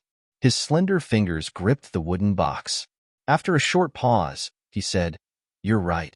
I'll head over to your young madam's room tonight then. Elation showed on Lei Yu's face. When He Changdi turned his gaze away, he quickly wiped the cold sweat on his forehead and heaved a sigh of relief inwardly. He thought to himself, Sheesh, I've finally pushed this load over to third young madam. Now no matter what third young master's mood turns out to be, it won't be my problem anymore. It wasn't easy to be a manservant. Not only did Lai Yue have to look after his master's daily needs, he also had to keep guessing at what his master wanted and help him out of awkward social situations. If things continued in this manner, his lifespan would probably be shortened by at least 10 years. Thus, Liyue quickly ordered some servants to carry He Sanlang over to Chu Lian's courtyard. Once they set their young master down, Liyue made his escape. Chu Lian was still happily opening her red packets in her room when she heard noises from outside. She found it strange and called for her maidservants. Wenqing came running in and reported, "Third young madam, third young master is here." Ah! Chu Lian gaped speechlessly. It was already so late. Why had he come over to her place instead of resting comfortably in his bed? She set down the purse that she had been about to open, the one that Sima Hui had given her, and followed Wenqing to the outer room. He Changdi wasn't able to walk on his own yet, so he had been carried over to Chu Lian's courtyard by a few of the family's soldiers. Right now, he had been set on the hearthbed in the outer room. He was dressed in a black, fur-lined cloak that accentuated the current pallor of his handsome face. His long and narrow eyes were half-lidded and his lips were pressed together. He was lying sideways on the hearth. Due to his height, his long legs stuck out a little past the length of the hearthbed, so he had propped them up on the armrest. His slender fingers were playing with the green jade ring on his left thumb. Chu Lian realized that He Changdi would play with the ring whenever he was in deep thought, ever since she had unwittingly given him the jade ring. Stunned as she was by his otherworldly looks, Chu Lian stood by the door in a daze. Chapter 440. Warmth 1. Chu Lian cleared her throat to gloss over the awkward moment. She lifted the curtain and asked, "It's so late. Why aren't you resting yet? Is there something you need to tell me urgently?" Although He Sanlang's eyelids were lowered, he had been watching Chu Lian from the edge of his vision. When she had paused in front of the pearl curtain at the door and had been seemingly entranced by him, he was beside himself with delight despite his cold countenance. Restraining the fireworks in his heart, He Changdi said in a low, husky voice, "I remembered that there is something I haven't given you yet, so I came over." Chu Lian looked at him doubtfully. She walked over and sat down beside him. Tilting her head to one side, she asked, "Really?" He Changdi covered his lips and let out a cough, before he shifted his gaze elsewhere. "When have I ever lied to you?" Chu Lian's brows creased together. Her limpid eyes stared at He Changdi, her suspicion as clear as day. This lunatic He Sanlang was always full of empty words. He Sanlang scolded Chu Lian for shamelessly staring at him in his heart. She was clearly too brazen for her own good. However, he also felt like he was floating on clouds at the same time. He enjoyed this scorching hot gaze of hers, and he wished that Chu Lian would only ever have him in her eyes. Thus, a short while later, the tips of his ears began to redden. Chu Lian reached her hand out towards He Changdi. He Sanlang caught sight of her small, outstretched hand as he looked up. Before he realized it, he had already reached out to grab it with his large and coarse hand. When their hands came into contact with each other, it was as if a spark of electricity had passed through their arms and hit them straight in their hearts. He Sanlang couldn't help rubbing and kneading her soft and delicate hand. His wife's hand was so lovely to the touch. Her hand was so soft, so warm, and especially smooth. It was so tender and fragile that he was afraid of squeezing too hard. Coming here tonight was the wisest decision he had ever made. Chu Lian's temples twitched. She watched as He Sanlang's chiseled face gradually turned warmer while his eyes lit up like the stars in the night sky. She could feel his large palm enveloping her hand. As if grabbing her hand wasn't enough, he rubbed and caressed her hand all over, like he had just found his favorite toy. It looked to her like he wanted to commit even the length of her nails to memory. Although this feeling wasn't half bad, this wasn't what she had intended when she reached her hand out. Chu Lian forcefully pulled away her hand from his, before showing her palm once again to He Changdi. "So where is it? Didn't you say that you wanted to give me something?" It was only then that He Sanlang finally understood why his wife had reached her hand out. So it hadn't been for him to touch, it was to ask him for his present. He Sanlang felt like he had been dealt a blow. The icy countenance that had thawed a little froze right over again. He scanned the young girl before him with half-lidded eyes. He was fuming inside, and he wanted to punish this wicked woman. Unfortunately, his heart was willing but his flesh was weak. He Sanlang retracted his gaze and didn't reach out to continue touching Chu Lian's hand. Chu Lian thought that he was purposely feigning ignorance and was about to speak up when she heard a violent fit of coughing from him. Chu Lian's brows creased together, and she asked with worry, "What's wrong? Are you feeling unwell? Is it because you had a drink earlier? Brother Gua and the others are really too much. Even if we're celebrating the new year, they shouldn't be getting a sick person to drink." Chu Lian grumbled on, until Wanlan couldn't hold back any longer. "Third young madam, the outer room's windows are still open for ventilation." "Chu Lian, why are the windows open at the peak of winter? Hurry up and close them," Chu Lian awkwardly ordered. Wanlan was speechless. It had been third young madam who had complained that the room was too warm due to the hearth in the first place, and ordered them to open the windows. Wanlan shut the windows before turning around and making a suggestion. In this servant's opinion, third young master and third young madam should move to the inner room to talk. Chu Lian thought it over and asked He Changdi, "Do you need someone to carry you over?" He Sanlang shook his head. "They'll be fine if you help me.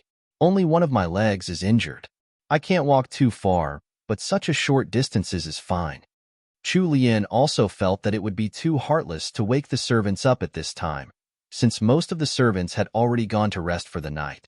Thus, she followed his wishes and supported him by lending him an arm. Knowing that third young madam's body was slender and fragile, Wanlan was afraid that she wouldn't be able to support their tall third young master. She was about to step forward and offer her help, but before she could walk over, she felt a frosty glare from He Changdi. Wanlan was so shocked that she stayed rooted to the spot. Realization dawned upon her eventually. She was really dumb. Of course, third young master was still able to walk. He obviously wanted to take this opportunity to get closer to third young madam. She was overjoyed for third young madam. As long as third young master cared about their third young madam, their days would only become more and more blissful. With a smile, Wanlan stealthily retreated to the side room, and even dismissed the two maidservants that were on duty. Chu Lian's head was at the same height as He Changdi's shoulders, and that was only because she had grown a little last year. Otherwise, she would only be as tall as his chest, like before. Despite all that, she still appeared frail and puny beside He Sanlang. He Changdi rested an arm on Chu Lian's shoulders. With half of his body leaning on hers, he carefully got off the hearth bed. His large black cape practically covered Chu Lian's whole body. The two of them were so close that Chu Lian could smell the bitter ointment on his body. With the two of them like this, it didn't look like Chu Lian was supporting him. Instead, it seemed more like He Changdi was embracing her. Actually, He Changdi wasn't even putting much of his body weight on her, because there was no way she would be able to shoulder that burden with the little strength that she had. The young couple then entered the bedroom together. Chapter 441. Warmth 2. The incense burner in the bedroom was giving off a faint watery fragrance. The decor of the room made it clear that it belonged to a lady. He Changdi took in the entirety of the room in one glance and frowned, as if he wasn't satisfied with how the room was only suffused with her taste. He decided that he would have to add his own touch to this room in the near future and turn this living space into a mix of their styles. He Sanlang's gaze finally landed on the desk in the room. There was a lotus lantern on the desk, lighting up the plain brocade-lined surface. A stack of opened red envelopes and a small pile of banknotes and silver ingots, as well as a slightly open purse, were placed on the table. It looked like she had stopped in the middle of opening the purse. Chu Lian looked around the room as well. The whole courtyard was small, so even though this was the main room, there wasn't much space inside. There were only the most basic furnishings: a bed, closet, chairs, and a desk. There wasn't even a single chaise here. He Changdi's thigh was wounded, so he couldn't sit down. Thus, she could only have him lie down on the bed that she used. Chu Lian had no other choice but to help He Sanlang over to her bed. She gave him a long cushion to lean against. "Take off your cloak." He Sanlang stretched his arms upwards to let Chu Lian take off his cloak, which she then hung over a nearby screen. When she turned back, Chu Lian noticed that her husband was staring at the pile of red envelopes on the table with creased brows. She explained with a smile, "Uncle Qian and the others gave those to me as a blessing when they came over to eat." As she was saying this, her eyes sparkled. Sanlang could tell that she was truly happy over receiving these red envelopes, despite how there weren't even 50 taels of silver in total. Sanlang couldn't help asking, "Didn't you receive red envelopes in the past?" Chu Lien blurted out the truth without thinking. "It's been years since I last received a red packet." It was only after speaking that she remembered that she was supposed to be House Ying's sixth miss, and not Chu Lien from the modern world. An awkward silence ensued, causing Chu Lien's happy expression to cool off into indifference. Sanlang was absolutely stunned by what she had said. He had heard about things to some extent, and he had even sent someone to investigate her after he reincarnated. So he definitely knew about her situation back when she was still in the Ying estate. Her birth mother had died earlier, and her birth father was absent from her life. Her stepmother was harsh towards her.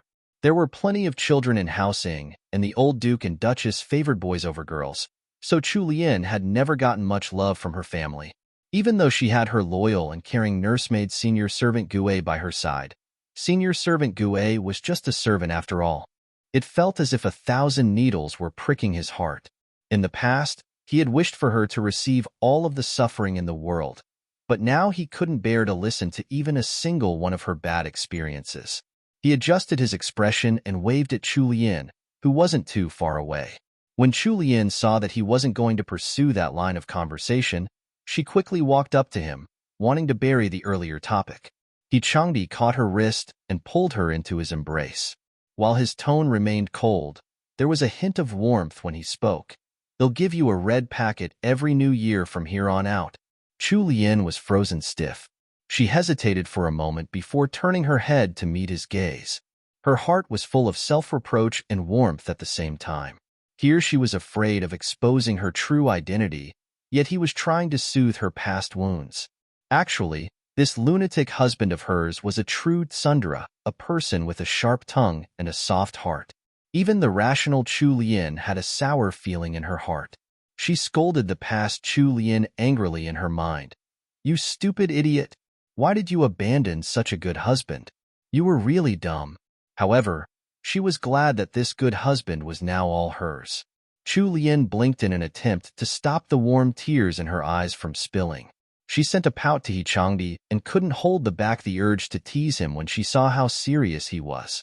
"How much are you going to give me then? I don't want it if it's too little." Sanlang had a sincere expression on his face as he reached out to touch her soft and delicate face gently. "They'll give you everything that I have." Chu Lien had only been trying to tease him.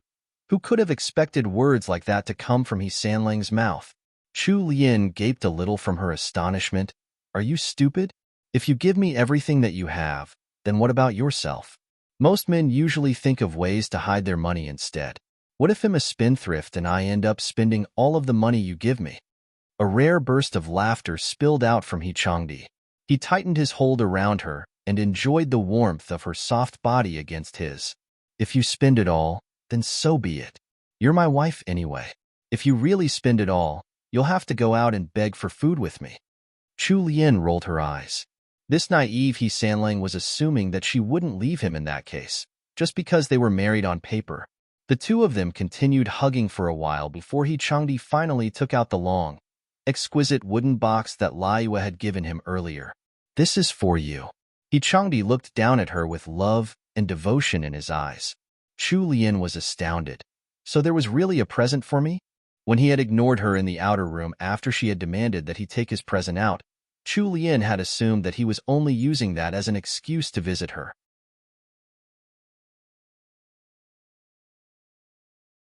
Chapter 442. Giving His Wife a Present, 1.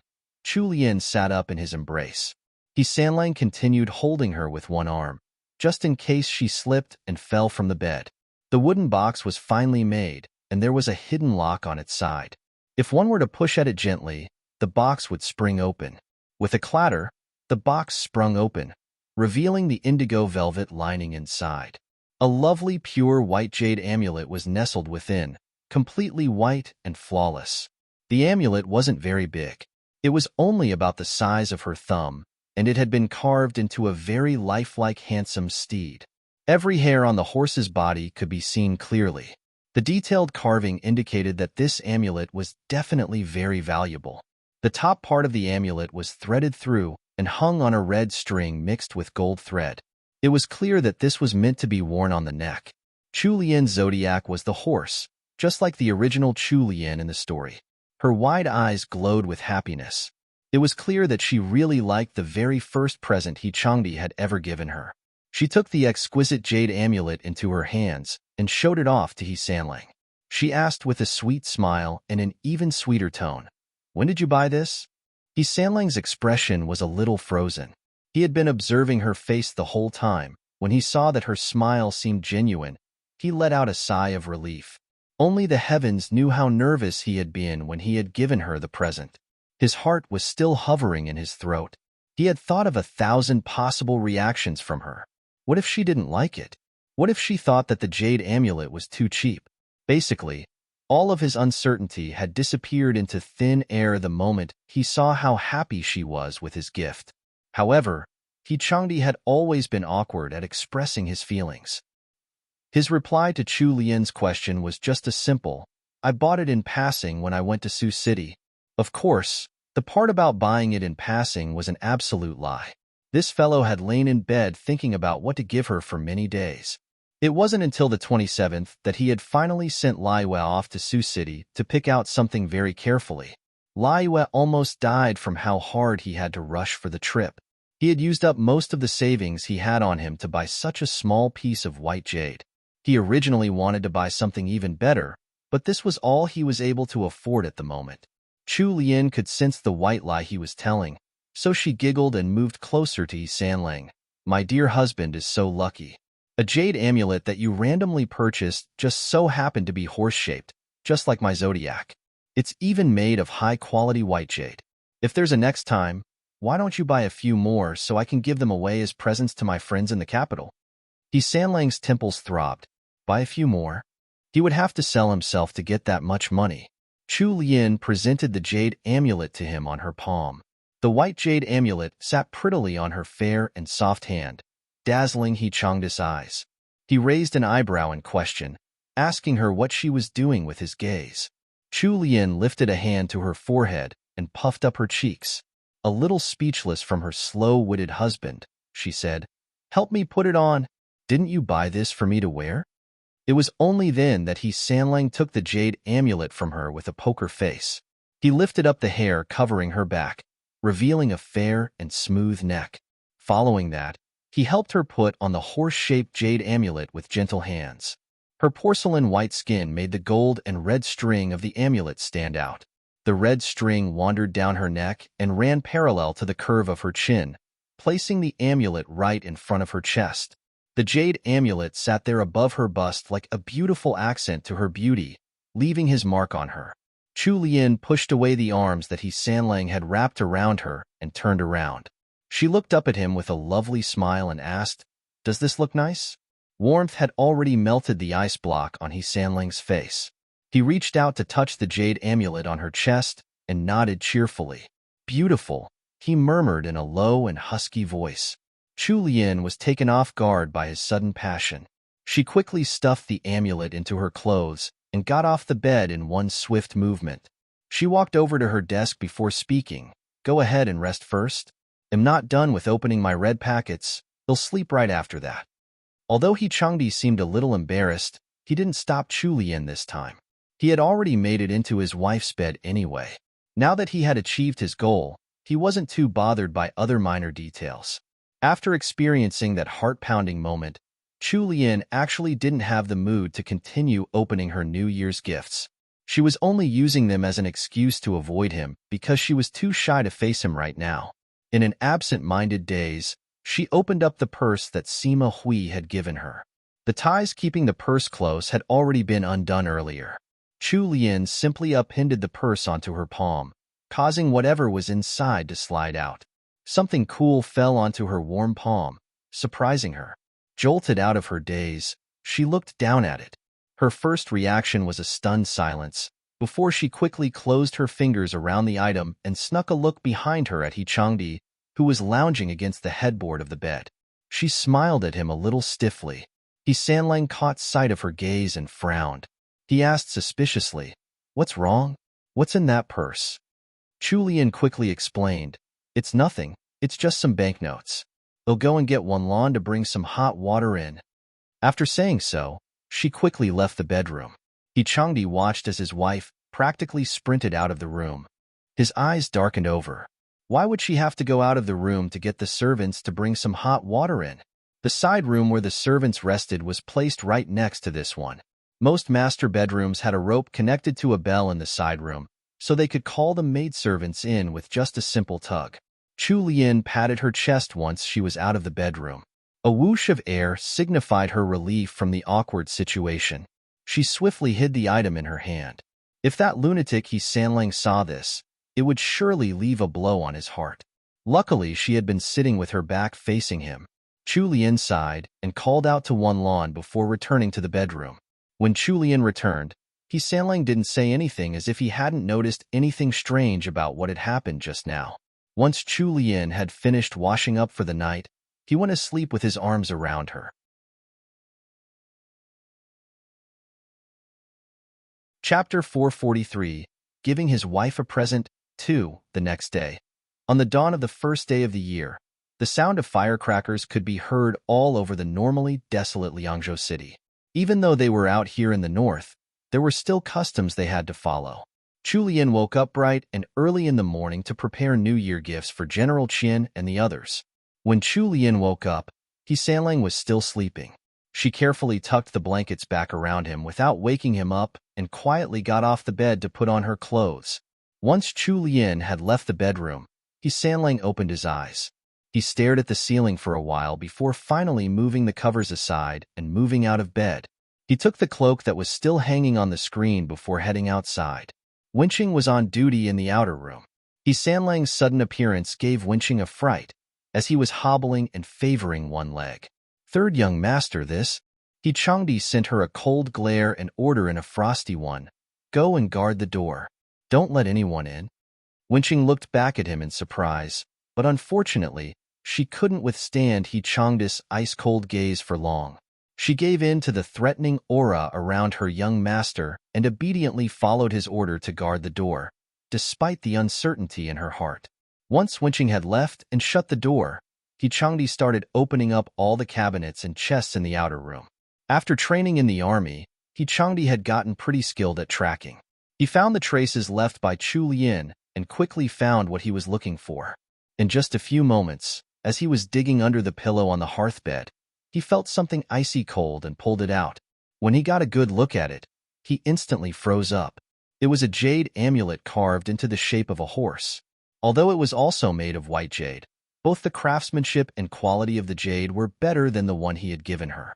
He had grown up in a noble house, so he had a discerning eye for quality. This jade seemed quite old. It was probably something from the previous dynasty. It might even have come from the imperial palace, making it priceless. His gift couldn't even be compared to this jade horse. However, Chu Lian had quietly hidden this piece away. A warm feeling suffused He Sanlang's heart. He understood why Chu Lian had done so. After a momentary daze, He Changdi carefully hid the jade back where he had found it and called Wenqing back in. He leaned against the headboard of the hearthbed coolly with a neutral expression. The threatening air around him, honed by his time in the army, made Wenqing lower her head in deference. She and Wanlan had grown up under senior servant Zhong's guidance. They hadn't seen third young master much when they were young. Now that she had finally met her master again in the north, she always felt pressured whenever she was around him. She didn't even dare to lift her head before him now. Wenqing gulped anxiously and asked, "Third young master, do you have any orders for this servant?" He Sanlang's tone practically dripped icicles.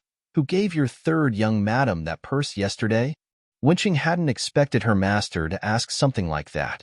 She was worried that the purse might have caused some sort of misunderstanding between him and third young madam, so she quickly explained, "The red purse with embroidered patterns that third young madam received yesterday was from General Sima. This servant witnessed it personally. Please don't mistake it as third young madam receiving a present from some stranger." He Changdi's eyes narrowed into slits. Sima Hui. It was that Sima Hui again. Chu Lian is his wife. What was she trying to move in on? That damned butch.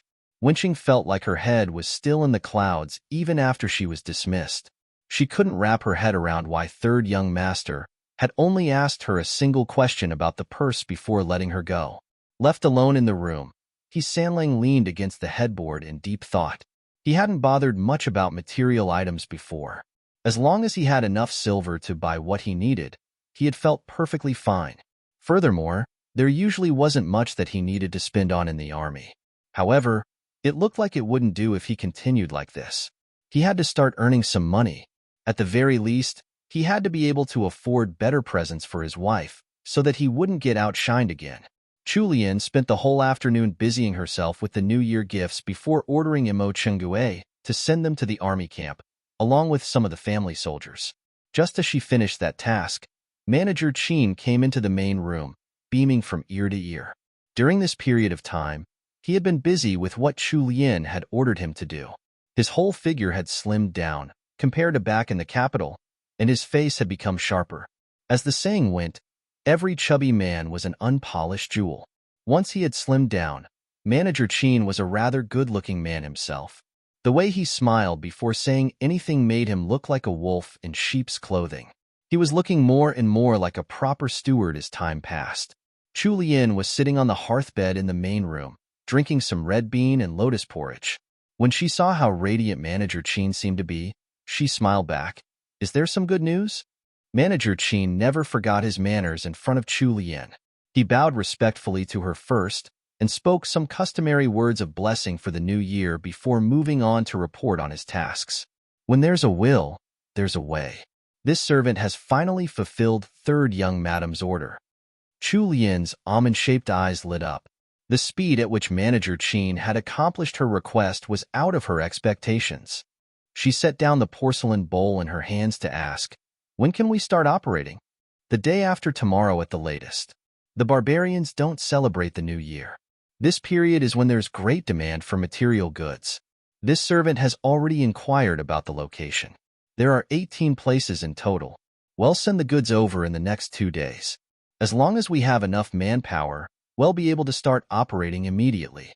Chu Lian was generous with her praise. "You've done well for this task.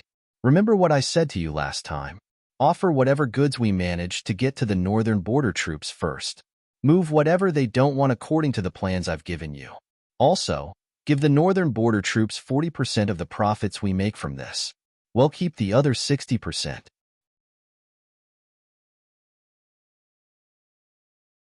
Chapter 444, Princess Weiss Birthday Banquet 1.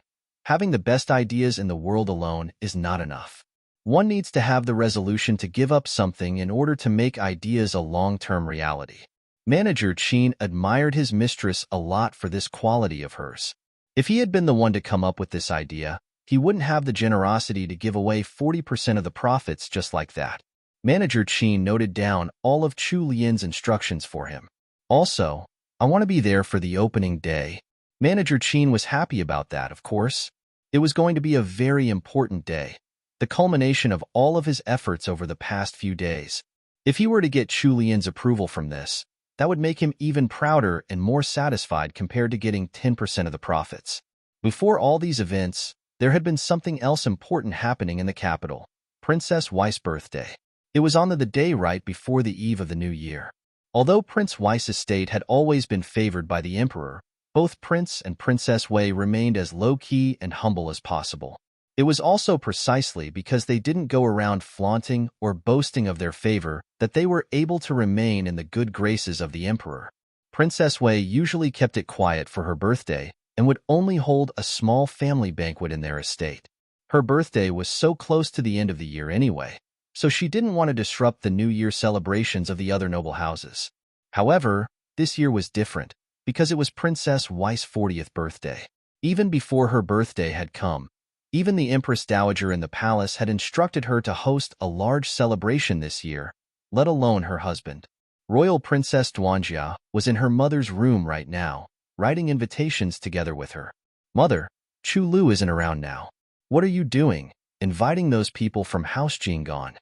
Royal Princess Duanjia pouted, showing her displeasure on her face. She didn't like a single person from that house except for Chu Lu and He Erlang. Princess Wei petted her daughter's hair helplessly. "You're already 15. If not for your father and I wanting to keep you with us for 2 more years, you'd be married by now. How are you still so rash when it comes to these social matters? Royal Princess Duanjia continued pouting, Mother. You're still nagging at me. It's not that I don't understand what you mean, but I just can't see eye to eye with that Madame Jingon. Did you forget what happened at the mid-autumn banquet? All right, that's enough. We're just inviting them for a meal. Even if you don't like them, they're Jinyi's in-laws. Since you like Jinyi so much, you'll have to get along with House Jingon if you want to keep associating with her. Royal Princess Duanjia rolled her eyes. Fine. Mother knows best. Thus, House Jingon received an invite from Prince Wei's estate the next day. Even though Princess Wei was hosting a large celebration this year, it was still very low-key compared to other members of the imperial clan. There were only 10 or so noble houses who received invites, so these invites were extremely precious. They were a mark of association with Prince Wei's estate. House Jingon wouldn't receive an invite normally, since their house didn't have any connections with Prince Wei's estate. However, thanks to Chu Lian, Princess Wei had sent House Jingon an invite this time.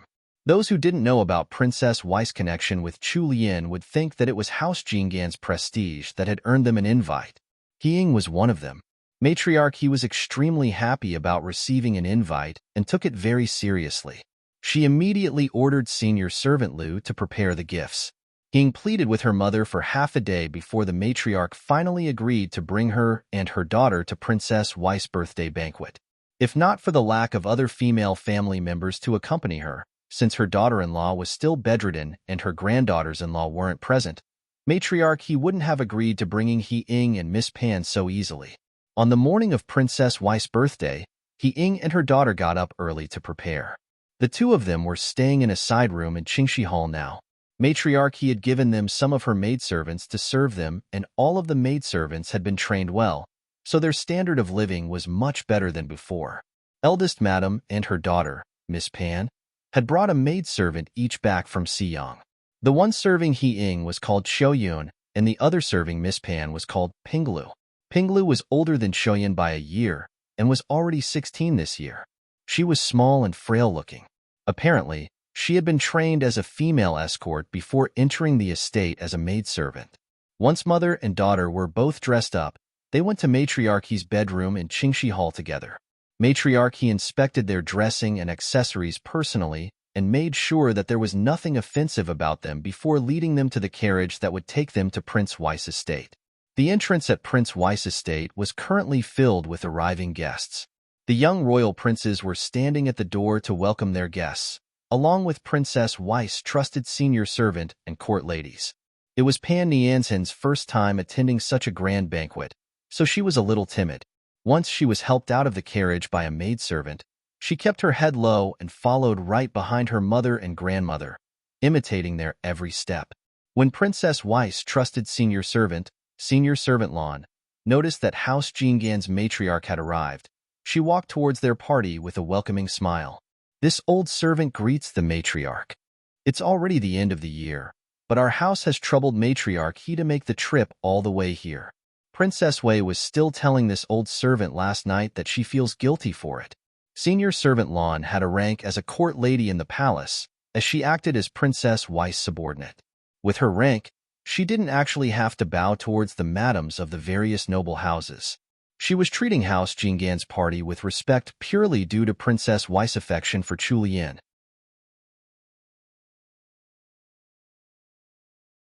Chapter 445, Princess Wei's Birthday Banquet, 2. Matriarch He had been living in the capital for so long that she understood all the nuances of the etiquette in play here.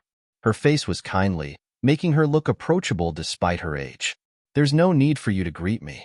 It is my honor to be invited to Princess Wei's birthday banquet. I will have to trouble senior servant Lan to pass on my blessings to Princess Wei. He Ying was standing to one side. When she saw how courteous her mother was acting towards a servant, disdain surfaced on her expression. This person wasn't even the princess herself. She was only a servant. Did her mother really need to fawn over a mere servant like this, with her title as first-ranked noble wife? Could it possibly be her age getting to her? Senior servant Lan was sharp-eyed, as befitted her position. She had caught He Ying's small movements. You're too courteous. Matriarch. This old servant will pass on your words to Princess Wei later on. It'll be the eve of the new year tomorrow. Has there been any news from honored Lady Jeannie in the north? Senior servant Lon had mentioned Chu Lian in front of Matriarch, he at this time on purpose. A smart person would instantly realize what she meant. Matriarch, he had never been a slow-witted person as the de facto leader of her family. Senior servant Lon wasn't really asking about news of Chu Lian. Princess Wei had sent 2 of her bodyguards along when Chu Lian had left for the north. If there was really any news, Prince Wei's estate might even find out earlier than they did. Right now, she was using the mention of Chu Lian to remind her that the only reason they had received the invite and why they now able to mingle with Prince Wei's estate was purely due to Chu Lian's efforts. When you drink water, think of the person who dug the well. Matriarch, he sighed. I have not received any news of her. I've always been thinking of Lianer. Please pass on my gratitude to Princess Wei for remembering Lianer. If there's any news, they'll definitely send a message to the princess immediately. When senior servant Lon saw that the matriarch had understood her reminder, she ended the topic. She spoke up courteously. Look at this. This old servant has completely forgotten about the time while chatting. Apologies for keeping matriarch here out in the cold wind. This old servant has failed in my duties. Matriarch, it's getting late. This old servant will guide you to the inner court. Ying had already lost her patience some time ago while waiting. It wasn't until the 3 ladies had gotten onto the sedan that the prince's estate had arranged to take them into the inner court that matriarch he finally got the chance to give a stern warning to her daughter. Miss Ying, what kind of look was that just now? Matriarch he intoned. Ying was too stubborn to accept the scolding and snapped back. Mother, what were you doing talking so nicely to an old servant? Even if she's dressed lavishly, she's still just a servant. We'll lose our dignity if we lower ourselves in front of a servant. Matriarch he harumphed, annoyed with her daughter's tone. What do you know? That servant you're talking about is a highly ranked court lady. Her rank is even higher than yours. Ying was frozen stiff in shock. That old woman is a court lady? Matriarch he suppressed her rage, not wanting to have it out with her daughter at this time. However, her tone turned more icy. Put away that haughtiness of yours. This birthday banquet is extremely important, and so are all the guests here. If you offend a respected personage and make enemies for me, they'll send you right back to Xiyang. Ying shrunk back. It was only after the matriarch had pulled out that threat that she really felt fear. Back when she had still been a young miss in House Jingon, the house hadn't been as illustrious as it was now. They didn't even have a noble title then. Old Count Jingon had earned that title by risking his life on the battlefield. Thus, she had never interacted much with the nobles in the capital. It was normal that she wouldn't realize an unassuming senior servant would be a formally titled and ranked court lady. The court ladies' ranks in the Great Wu dynasty were equal to ranked noble madams. Senior servant Lon was a 7th rank title at the very least.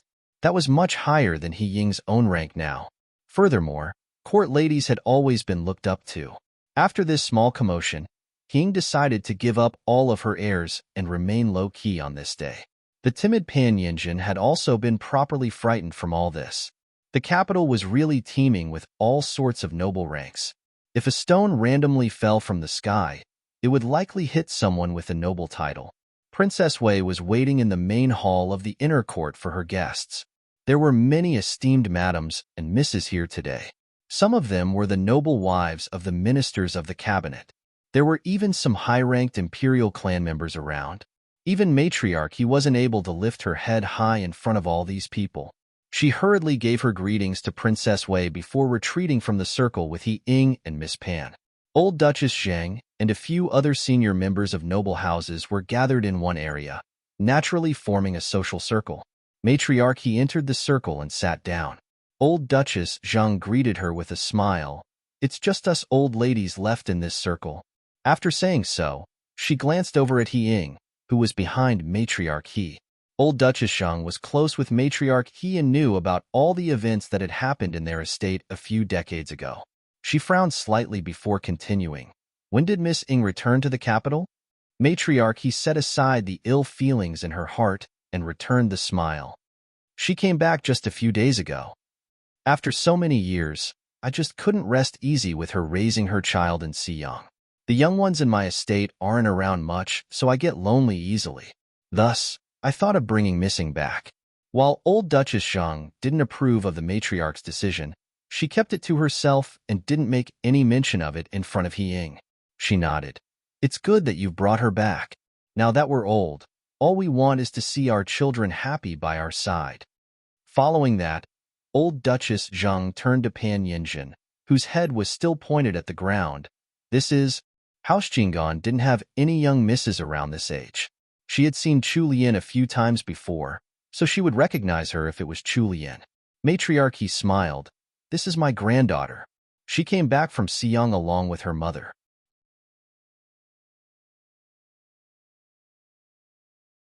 Chapter 446. News reaches the capital. 1. Realization dawned upon old Duchess Zhang. She sized up Pan Yinjin seriously for a moment.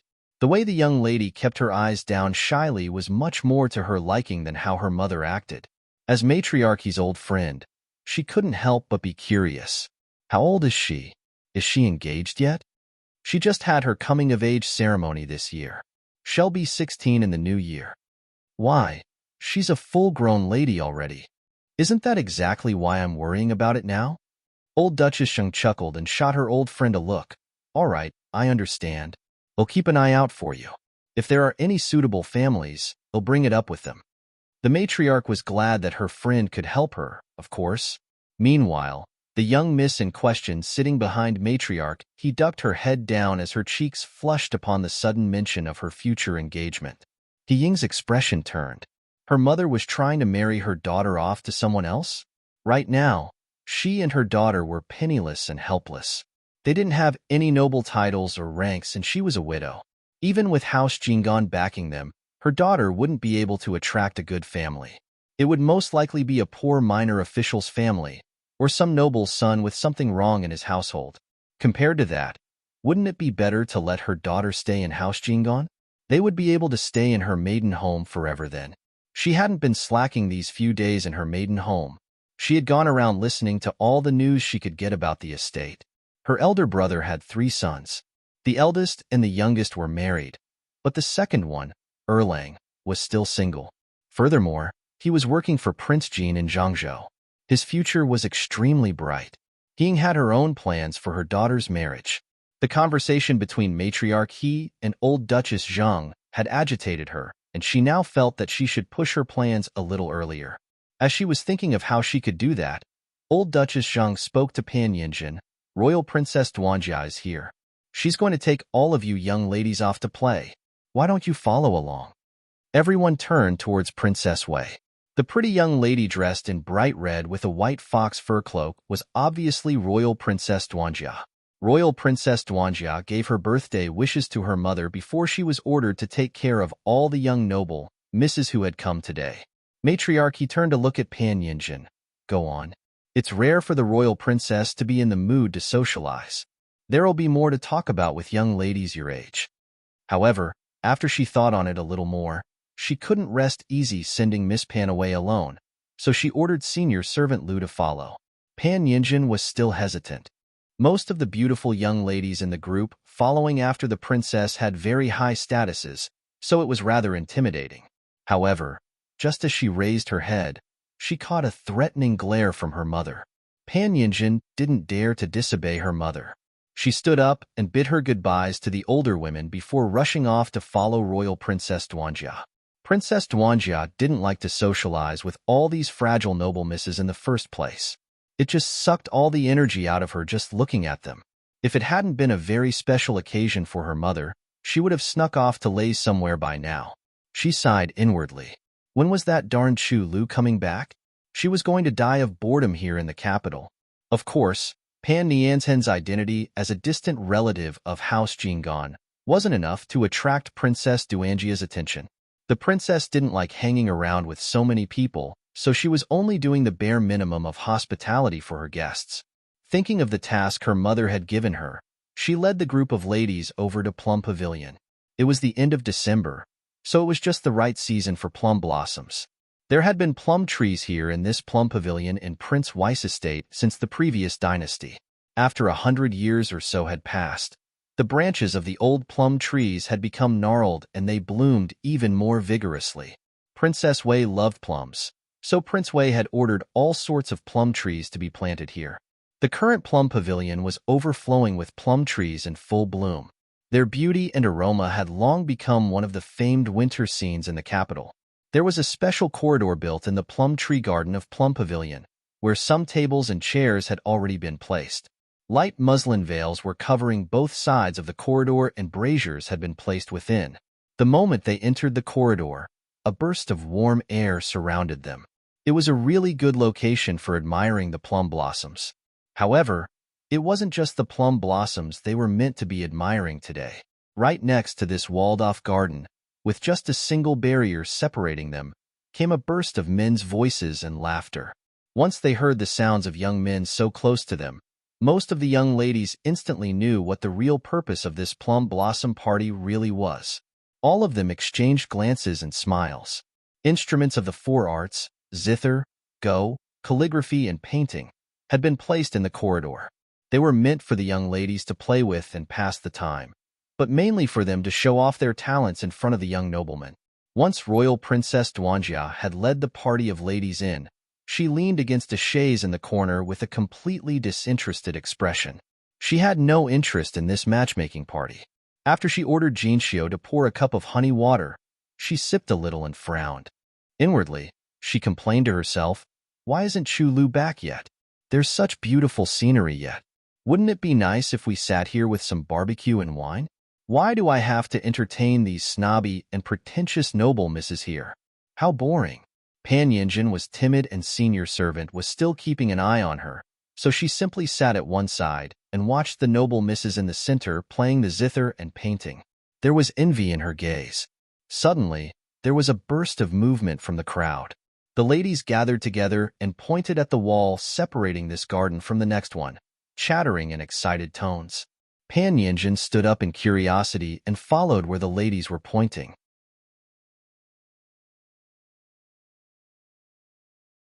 Chapter 447. News reaches the capital, too. Through the thin muslin veils, they could see a tall man through the holes in the walls of the courtyard. Although he gave off a gloomy aura, that exquisite face looked like it had been sculpted by the heavens, as if he had come straight out of a painting. He had upturned eyes, and the space between his brows was slightly wrinkled. His elegant hands moved as if they were plucking at their heartstrings.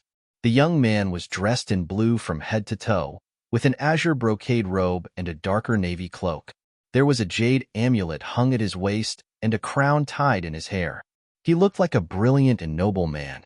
The way he carried himself dazzled the eyes of most of the ladies there. Pan Yinjin was staring with her eyes wide herself, and it took her a long time to regain her senses. It was the first time she had ever seen such a good-looking man. Excited snippets of chatter filtered into her ears. "Sir Xiao, he's the top scholar this year. Old Duking must be proud." Pan Yinjin soon found out what that man was called, Xiao Bojian. He had been a talented student in the Imperial College and was now a rising official in the court, a promising youth, with looks beyond measure. In this short moment, Pan Yinjin had already fallen for Xiao Bojian. Although Xiao Bojian was on the other side of the courtyard wall, he could hear the excited discussion from the young ladies on this side. He cast a casual glance their way. His gloomy expression and perfect features made him seem like an abnormal person, but the noble misses loved that type of air somehow. Perhaps due to complete coincidence, Xiao Bojian's gaze paused in Pan Yinjin's direction for a second. Pan Yinjin felt her heart leap out of her chest at that look. She quickly pressed a hand on her chest. Even after Xiao Bojian had taken a seat with his back to them, she was still staring at him dazedly for a long time. This caught Royal Princess Duanjia's attention and she frowned. Who was she? Her handmaid, Jinxiu, looked to where the princess had focused before bending down and whispering into her ear, replying to Royal Princess, "She's from House Jinggan." Royal Princess Duanjia found that strange. She looked at Jinxiu with confusion in her eyes. "Princess, she's the daughter of the eldest madam of House Jinggan, surnamed Pan. This servant heard that she came to the capital from Xiang just 2 days ago." Royal Princess Duanjia glanced at Pan Yinjin once again, her brows still furrowed. She made a mental note of this event and looked towards the courtyard wall as well. Her next reaction was a light snort. She disliked Xiao Bojian at first sight. He might be slightly better looking than most men, but he was purposely acting in such a way to tempt young ladies. How shameless! Although this was a disguised matchmaking party, there were no further incidents. The noble misses stayed in Plum Pavilion until it was close to midday, and they were taken to the banquet by Royal Princess Duanjia. They had only been sitting in the lunch banquet for a while when good news came from the palace. Princess Wei was seated at the head of the female guests. Although none of the ladies in the inner court of the palace had come today, the Empress Dowager and Empress had each sent their trusted servants over with gifts.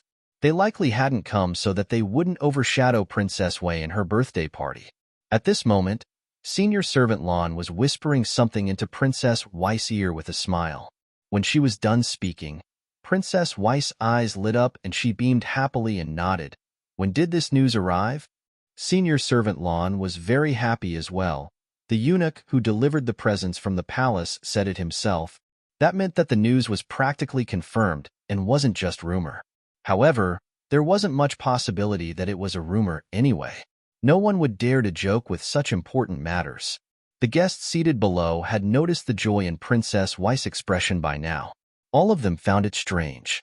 Princess Wei was normally more subdued in everything, even her expressions. It was rare to see her showing her emotions so openly. Now they all wanted to know what it was that her senior servant had whispered to her that made the princess so happy.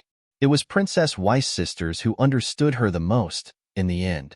A middle-aged noble madam dressed in a gorgeous dress, sitting not too far down from the princess, was the first to ask, "I wonder what news has made your highness so lively?"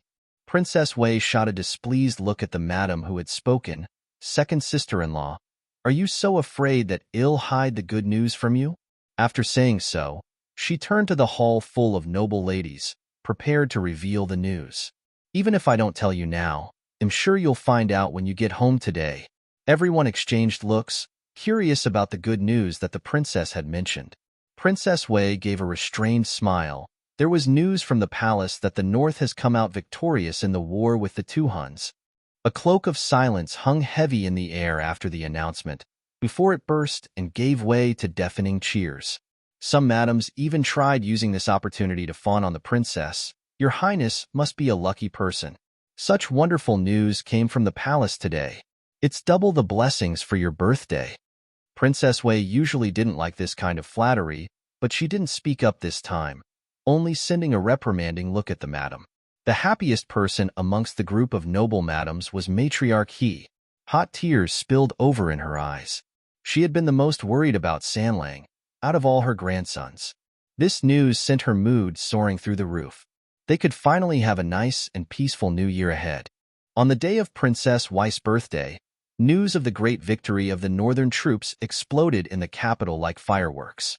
The Chengping Emperor was the first to receive the report, of course. He immediately summoned the messenger who had reported the news for a personal audience. TL note, the holes in the courtyard wall look like this, so that's how they can see the guys. Courtyard with decorative holes.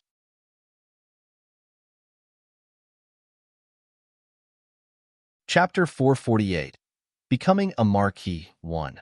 The messenger respectfully handed over Great General Qian's report to the Chengping Emperor. There were detailed records of the events in the war with the two Huns in the report. When the Chengping Emperor finished reading the report, his shout of approval rang 3 times, before he immediately ordered a servant to bring him a writing set. He wanted to personally write the imperial decree.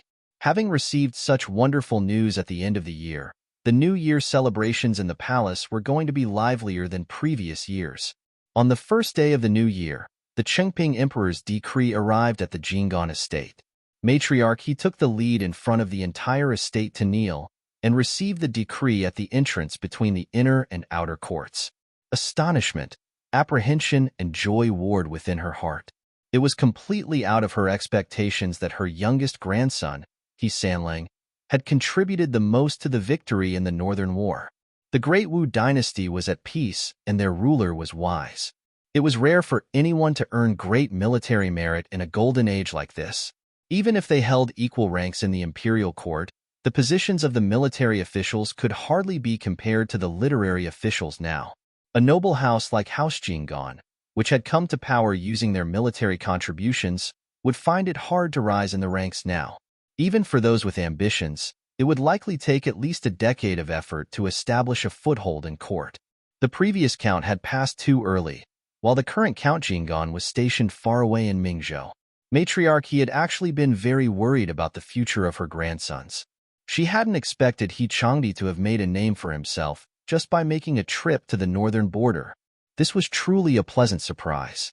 The imperial decree was written very simply, so it was likely that the proper bestowal of the rewards would have to wait until He Changdi returned to the capital. Even so, the simple sentences written in the decree were enough to leave the matriarch in a daze. The Chengping Emperor had actually bestowed the title of Marquis upon He Changdi. Marquis on Yuan. That was a whole rank higher than the Count. Despite her decades of experience, Matriarchy was still dumbfounded by this. The person who had read out the decree to them was a eunuch favored by the emperor himself. He smiled and said, "Matriarch, this is such wonderful news. When the Marquis returns, this lowly one would like to join in the celebration." Matriarchy was pulled back to reality by his words. She immediately set aside all other in her head and cleared her mind so she could attend to the eunuch. "Then this old woman shall await your coming when the time comes. Gong gong." Matriarchy accepted the decree and rewards on He Changdi's behalf and had senior servant Liu offer up a gift in return. The eunuch had to rush back to the palace to report the completion of his task, so he politely declined Matriarchy's invitation to stay. Once the party that had delivered the imperial decree had left, Matriarchy was still holding on to the imperial decree in a daze. So there were now 2 noble titles in House Jingon? Excluding the previous dynasty, since the beginning of the Great Wu dynasty, there hadn't been any noble families who had the honor of possessing 2 noble titles.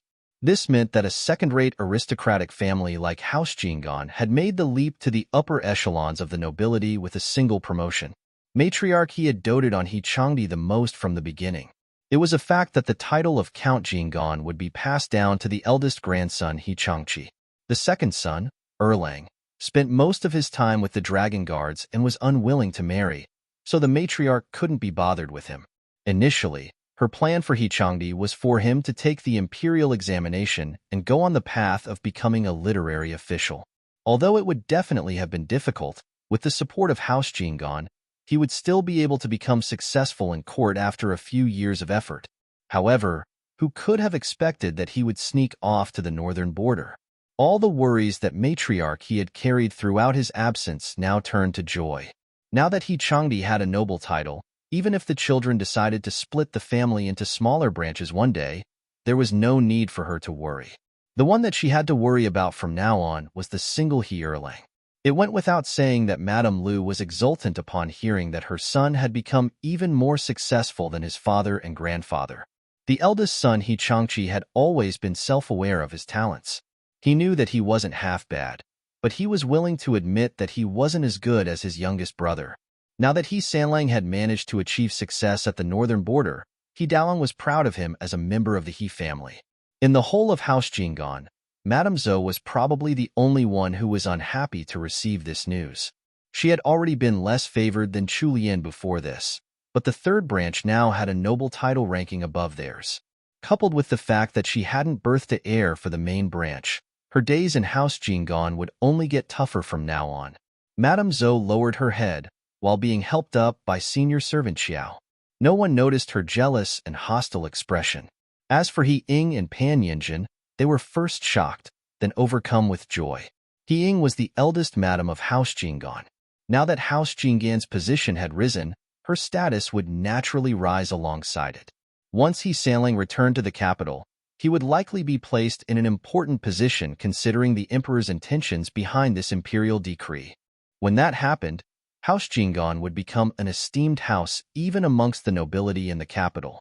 Since her older brother, Count Jingon, was still around, House Jingon wouldn't be splitting up their family branches anytime soon. However, the only way for them to maintain this standard of living for the rest of their lives was to have her daughter marry into her maiden house. He Ying's slender eyes glistened. At the same time, The Chengping Emperor's decree was being sent to Liangzhou at top speed. However, as it was still winter, it would still take more than 10 days for the news to get from the capital to Liangzhou. In all likelihood, the Lantern Festival would probably have passed by the time the decree reached Liangzhou.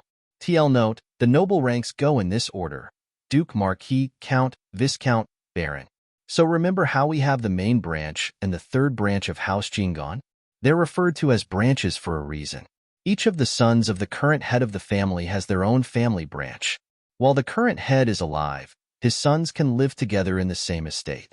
Once he dies, the noble title is passed down to his heir, and the other sons have to leave to make their own way in the world, forming their own branches.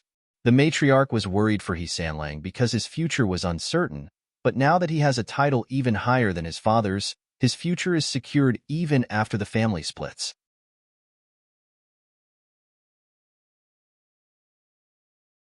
Chapter 449.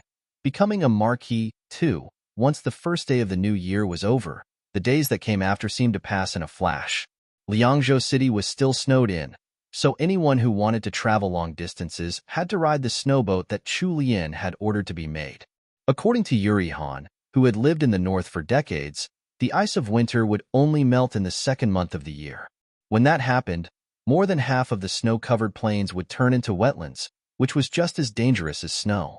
Yuri Han and her sons now lived in the He estate. After spending some time with them, Yuri Han was now able to speak the common language used in the Great Wu at a basic level. Although her intonation was a little strange, there was no problem in communicating with day-to-day matters. Having survived an arduous trial with Yuri Han and her sons, Chu Lian had a great relationship with them now. Yuri Han only had 2 sons and no daughters, and Chu Lian was even younger than her eldest son Myrian, so she doted on Chu Lian like her very own daughter.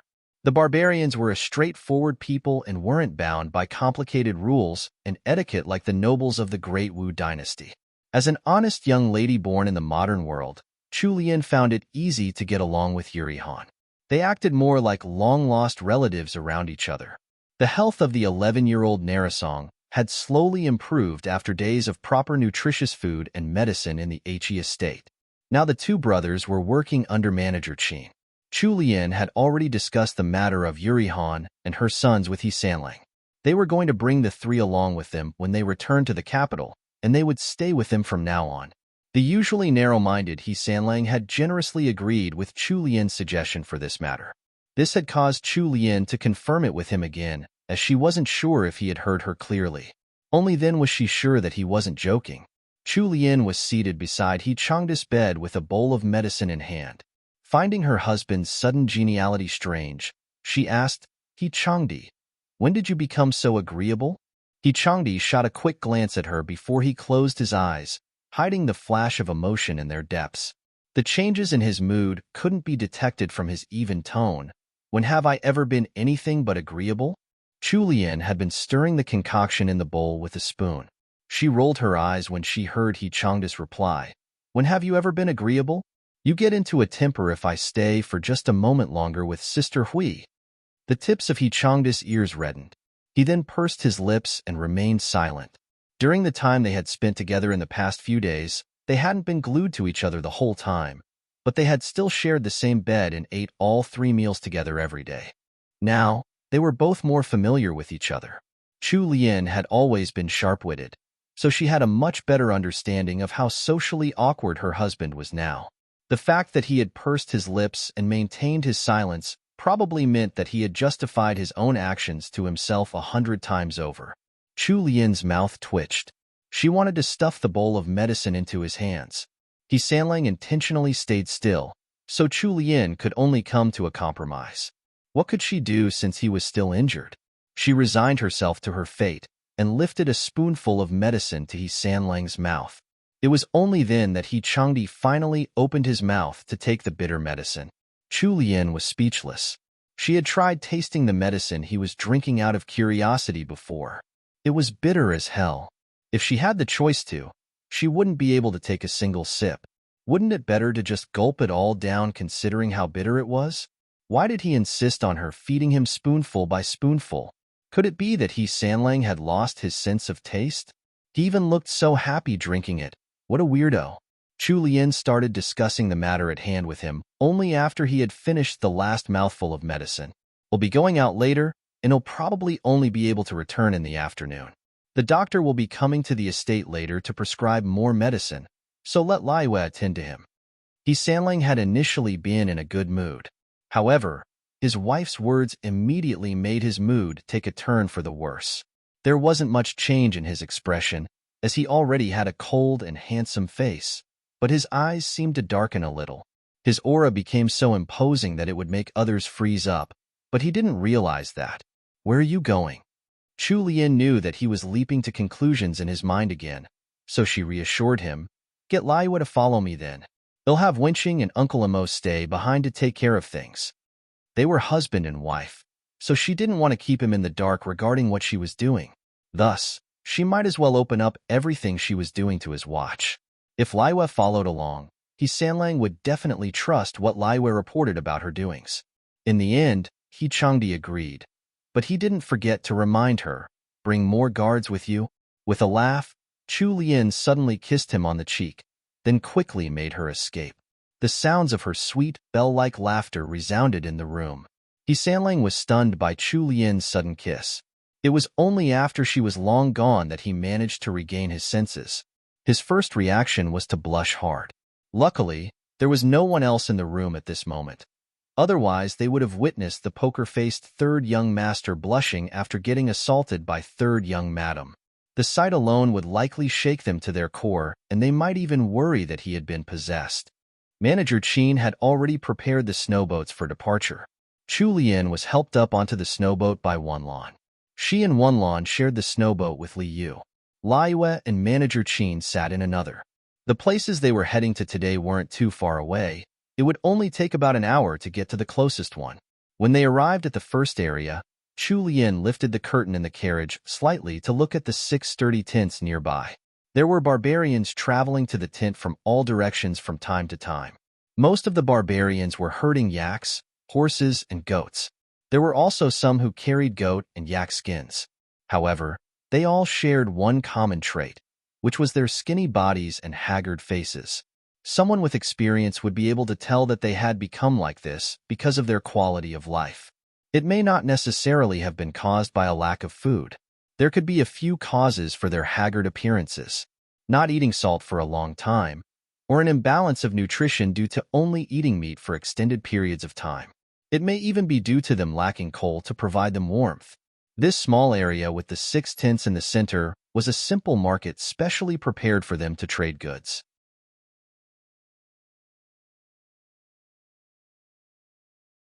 Chapter 450. Returning to the capital. 1. Chu Lian didn't get out of the warm pen immediately. She simply lifted the curtain and watched. It was only when she was sure that everything was working smoothly here that she sent the order to move to the next spot. Just like Chu Lian had predicted, they were already back in the He estate in the afternoon. Chu Lian was so tired out from the long trip out that she quickly ate a simple meal and went off for her afternoon nap. He Sanlang took this chance to summon Lai Wei in for some questioning. Lei Yu's excitement showed all over his face. The moment he entered the room, without any prompting from He Changdi, all of his words were already spilling out of his mouth like beans. Third young master, third young madam is amazing. This servant is starting to wonder if third young madam is the reincarnation of the god of wealth. She actually managed to find a business opportunity out here in this desolate north. Hearing this, He Changdi frowned. He made a sound to prompt Lai Wei to explain further. Lai Wei trembled and quickly held back his excitement to make a proper report. When Lai Wei finished reporting everything he had seen today, He Sanlang was dumbfounded. With the convenience of the snowboats, Chu Lian had sent some men out to Suzhou to trade for large amounts of basic necessities. For example, coarse cloth, salted vegetables, coal, lamp oil, and assorted grain crops. Following that, they had split them up and brought them to a few designated areas. The barbarians who lacked these basic goods could trade for them with their livestock: yaks, horses, and goats. A single fat yak would get the barbarians only a single small jar of salted vegetables in return. Lei Yu's eyes were about to pop out of his head from the absurdity. If he hadn't seen it with his own eyes, he probably wouldn't have believed it. Back in the capital, A single yak was worth at least 10 taels of silver, and it was a rare commodity. Even though their third young madam was so ruthless, the barbarians were actually pleased while trading. They even looked like they had just scored a great deal instead. It made Lai Wei completely flabbergasted to watch. The law in the Great Wu dynasty prohibited the trading of important resources like salt and iron to other countries. Chu Lian was an upright and law-abiding citizen, so instead of selling salt, she sold salted vegetables. Anyway, the barbarians weren't picky about it. They were happy as long as it was salty. He Sanlang hadn't expected Chu Lian to have come up with such a brilliant money-making idea. Even if they didn't process the barbarians' livestock, they could sell them as they were for at least 10 times the original value of the goods they traded them for. It was an extremely profitable trade. He Changdi shook his head. When he thought of how their estate had been unable to gather 1,000 taels for his mother's monthly medicine costs, he smiled helplessly. However, as a man, he couldn't let his wife tire herself out trying to earn money for the family. It was time for him to start making his own plans to earn money now. While thinking so, he waved Lai Yue over and whispered into his ear. This time, it was Lei Yu's turn to be stupefied. His body completely froze up. He gulped hard and asked while trembling, "Third young master, what you're saying is true?" He Sanlang's expression hadn't changed throughout this exchange. He calmly nodded in response. "Bring Tang Yin here tomorrow afternoon. Tell him that I have something to discuss with him." Lai Yue nodded forcefully. "This servant will do as you say." The afternoon was the most idle period of the day for the northern border camp. Sima Hui was too bored to stay in camp, so she would frequently bring her guards along with her to the He estate to look for Chu Lian. Although she was never able to get a welcoming expression from He Sanlang each time, Sima Hui had already chosen to ignore it. Chu Lian had found a chance to return the horse amulet that Sima Hui had given her, and she had explained the whole story to Sima Hui. Sima Hui was a smart person and didn't reject the returning of the gift. She simply turned to her female adjutant, who then offered up a gilded jade headdress to Chu Lian that was even more valuable than the jade amulet. He Sanlang was furious when he found out. After the day of the Lantern Festival had passed, the imperial decree from the capital finally reached the north. Anyone who had contributed to the war efforts in the army were all given some reward. Only the ones who had achieved great merits like Great General Qian, He Changdi, Sima Hui, and Captain Guo were to receive their rewards back in the capital. Everyone knew that the emperor had bestowed the title of Marquis upon He Changdi. Although many of them were envious, they admired him first and foremost. It was He Changdi who had contributed the snowboats in time and gone to Sioux City with an elite group to bring supplies back to save them. He had even gone up against the Northwestern Army and Xiao Bojian to do so. Without him, the northern border troops wouldn't have been able to come out victorious in the war. Although transporting the supplies was a small matter, it had been the key to victory. The dangers he had faced while doing so weren't any less than facing the Tuhuns in battle. Furthermore, He Sanlang had killed just as many Tuhuns on the battlefields as they had. Thus, his brothers-in-arms in the army were all happy and satisfied to see that he had been bestowed a noble title. Since they had already received the imperial decree and their next set of orders, the worries of the northern border troops dissipated. Great General Qian then decided to bring all of the men who had contributed outstanding service back to the capital for their rewards. Since her mother-in-law, Countess Jinggan, was still awaiting the Snow Mountain Mist Flower to treat her illness, Chu Lian couldn't stay too long in the north either. On the 20th of the month, Chu Lian made preparations to return to the capital. He Sanlang's injury wasn't completely healed yet, so they had to avoid jolting him too much on the journey back. This meant that he couldn't travel too quickly. Thus, Great General Qian ordered He Changdi and his wife to set off earlier with General Sima and the others. In 4 or 5 days, General Qian would catch up to them with the rest of the men.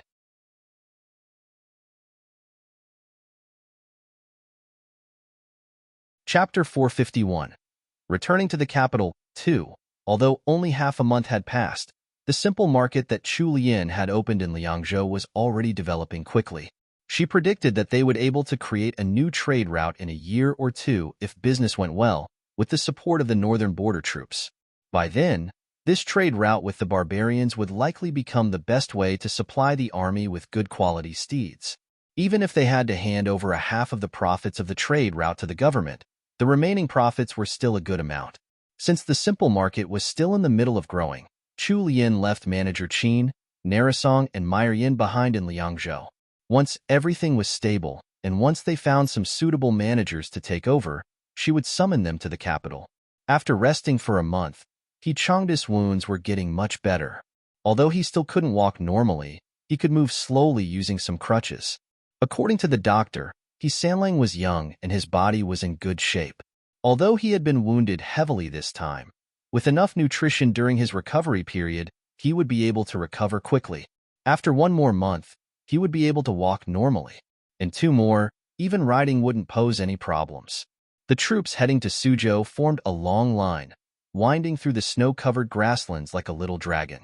He Chang'e was seated in a snowboat alone with an overcast expression. Lai Yue huddled in a corner of the warm pin upon seeing how his master was in bad mood. He didn't even dare to breathe audibly. He Sanlang leaned against the wall of the warm pin with a book in a hand. Who knew if he managed to read any of it? Anyway, an hour had already passed, but Lai Yue hadn't seen him flip the page yet. He Sanlang suddenly put down the book and ordered Lai Yue, "Go and ask your third young madam what's for lunch later." Lai Yue quickly obeyed and jumped off He Chang's snowboat. It wasn't until he had gotten off the snowboat and switched to a horse that Lai Yue heaved a sigh of relief. He shook his head helplessly and headed towards third young madam's snowboat instead. Right now, Sima Hui was chatting with Chu Lian in a warm pin. Their maidservants would interject with some jokes from time to time, so there were occasional bursts of laughter from the warm pin. When Lai Yue drew close, he sighed inwardly. No wonder his young master wasn't happy. Third young madam had abandoned him in a snowboat by himself to come chat with General Sima so happily. It would be crazy if third young master was happy about this. In a short moment, Yuri Han had lifted the curtain covering the entrance and jumped into the warm pin. She passed Lei Yu's words over to Chu Lian. Chu Lian found it funny. She asked for the time and realized it was almost time for the midday meal. She then ordered Wanlan to pass a small box of food to Yuri Han, who was to pass it to Lai Yue outside and send it to Yichangdi.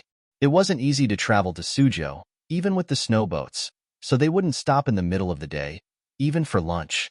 Thus, most of their midday meals were some dry rations. They would only make a warm meal when they stopped for the night. Holding the small box of food, Lai Yue didn't even dare to lift the curtain of his master's warm pin. It was only when He Sanlang purposely coughed that Lai Yue had to brace himself and enter. As expected, he was met with He Sanlang's fist. They finally reached Sioux City on this night. Some of the family soldiers had already gone ahead to book their rooms for the night. He Changdi had specially made arrangements in private. He would naturally share a room with Chu Lian when they reached the inn. This time, before Sima Hui could stick to Chu Lian, she had already been dragged back to their room by He Sanlang. Once they reached their room in the inn, the wooden door was slammed shut with a bang.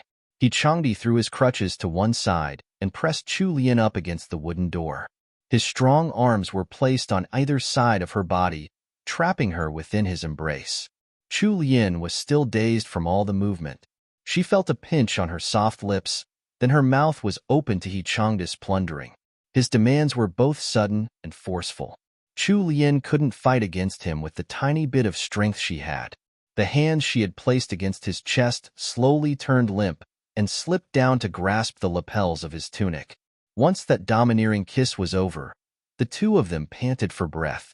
Chu Lian was especially flushed while her almond-shaped eyes were glazed over. Her warm and fragrant breath blew over He Chang's chest in puffs. Although they were separated by a layer of clothing, it felt as if those warm puffs were brushing directly over his bare chest. Chu Lian quickly covered up her burning face with one hand and frowned. She used her other hand to push forcefully at the strong arms He Sanlang had put on either side of her. He Changdi, let me go. Let me out. He Sanlang cast his eyes downwards to stare at the flushed woman in his arms. His eyes darkened, but he didn't speak, as if trying to carve this moment into his heart. Chu Lian couldn't push him away, but it was just too embarrassing to be in this pose, trapped against the door. She gulped nervously, subconsciously trying to hide from this intimacy. She eyed the gap under his arms and prepared to squeeze her body out from that gap. However, before she could move, Changdi seemed to have predicted her actions. He moved his right arm, so it was no longer pressed against the door. Instead, he wrapped it around her slender waist, trapping her solidly within his embrace. She wouldn't be able to escape now. His hands started kneading her waist gently, tickling Chu Lian and making her want to laugh. She started struggling and trying to escape, but his hand moved downward smoothly and landed a sound smack on her butt. TL note: the specific pose used here is called Cabotin, which some of you might have heard of. XD Cabotin. You're tuning in to the Romance Rendezvous YouTube channel. We're so grateful for your support, and don't forget to subscribe to join us on this incredible journey through captivating stories. Your generosity through donations truly makes a world of difference, as it's the primary source of revenue that allows me to expand and enhance this channel for you. Thank you from the bottom of my heart for being a part of this adventure.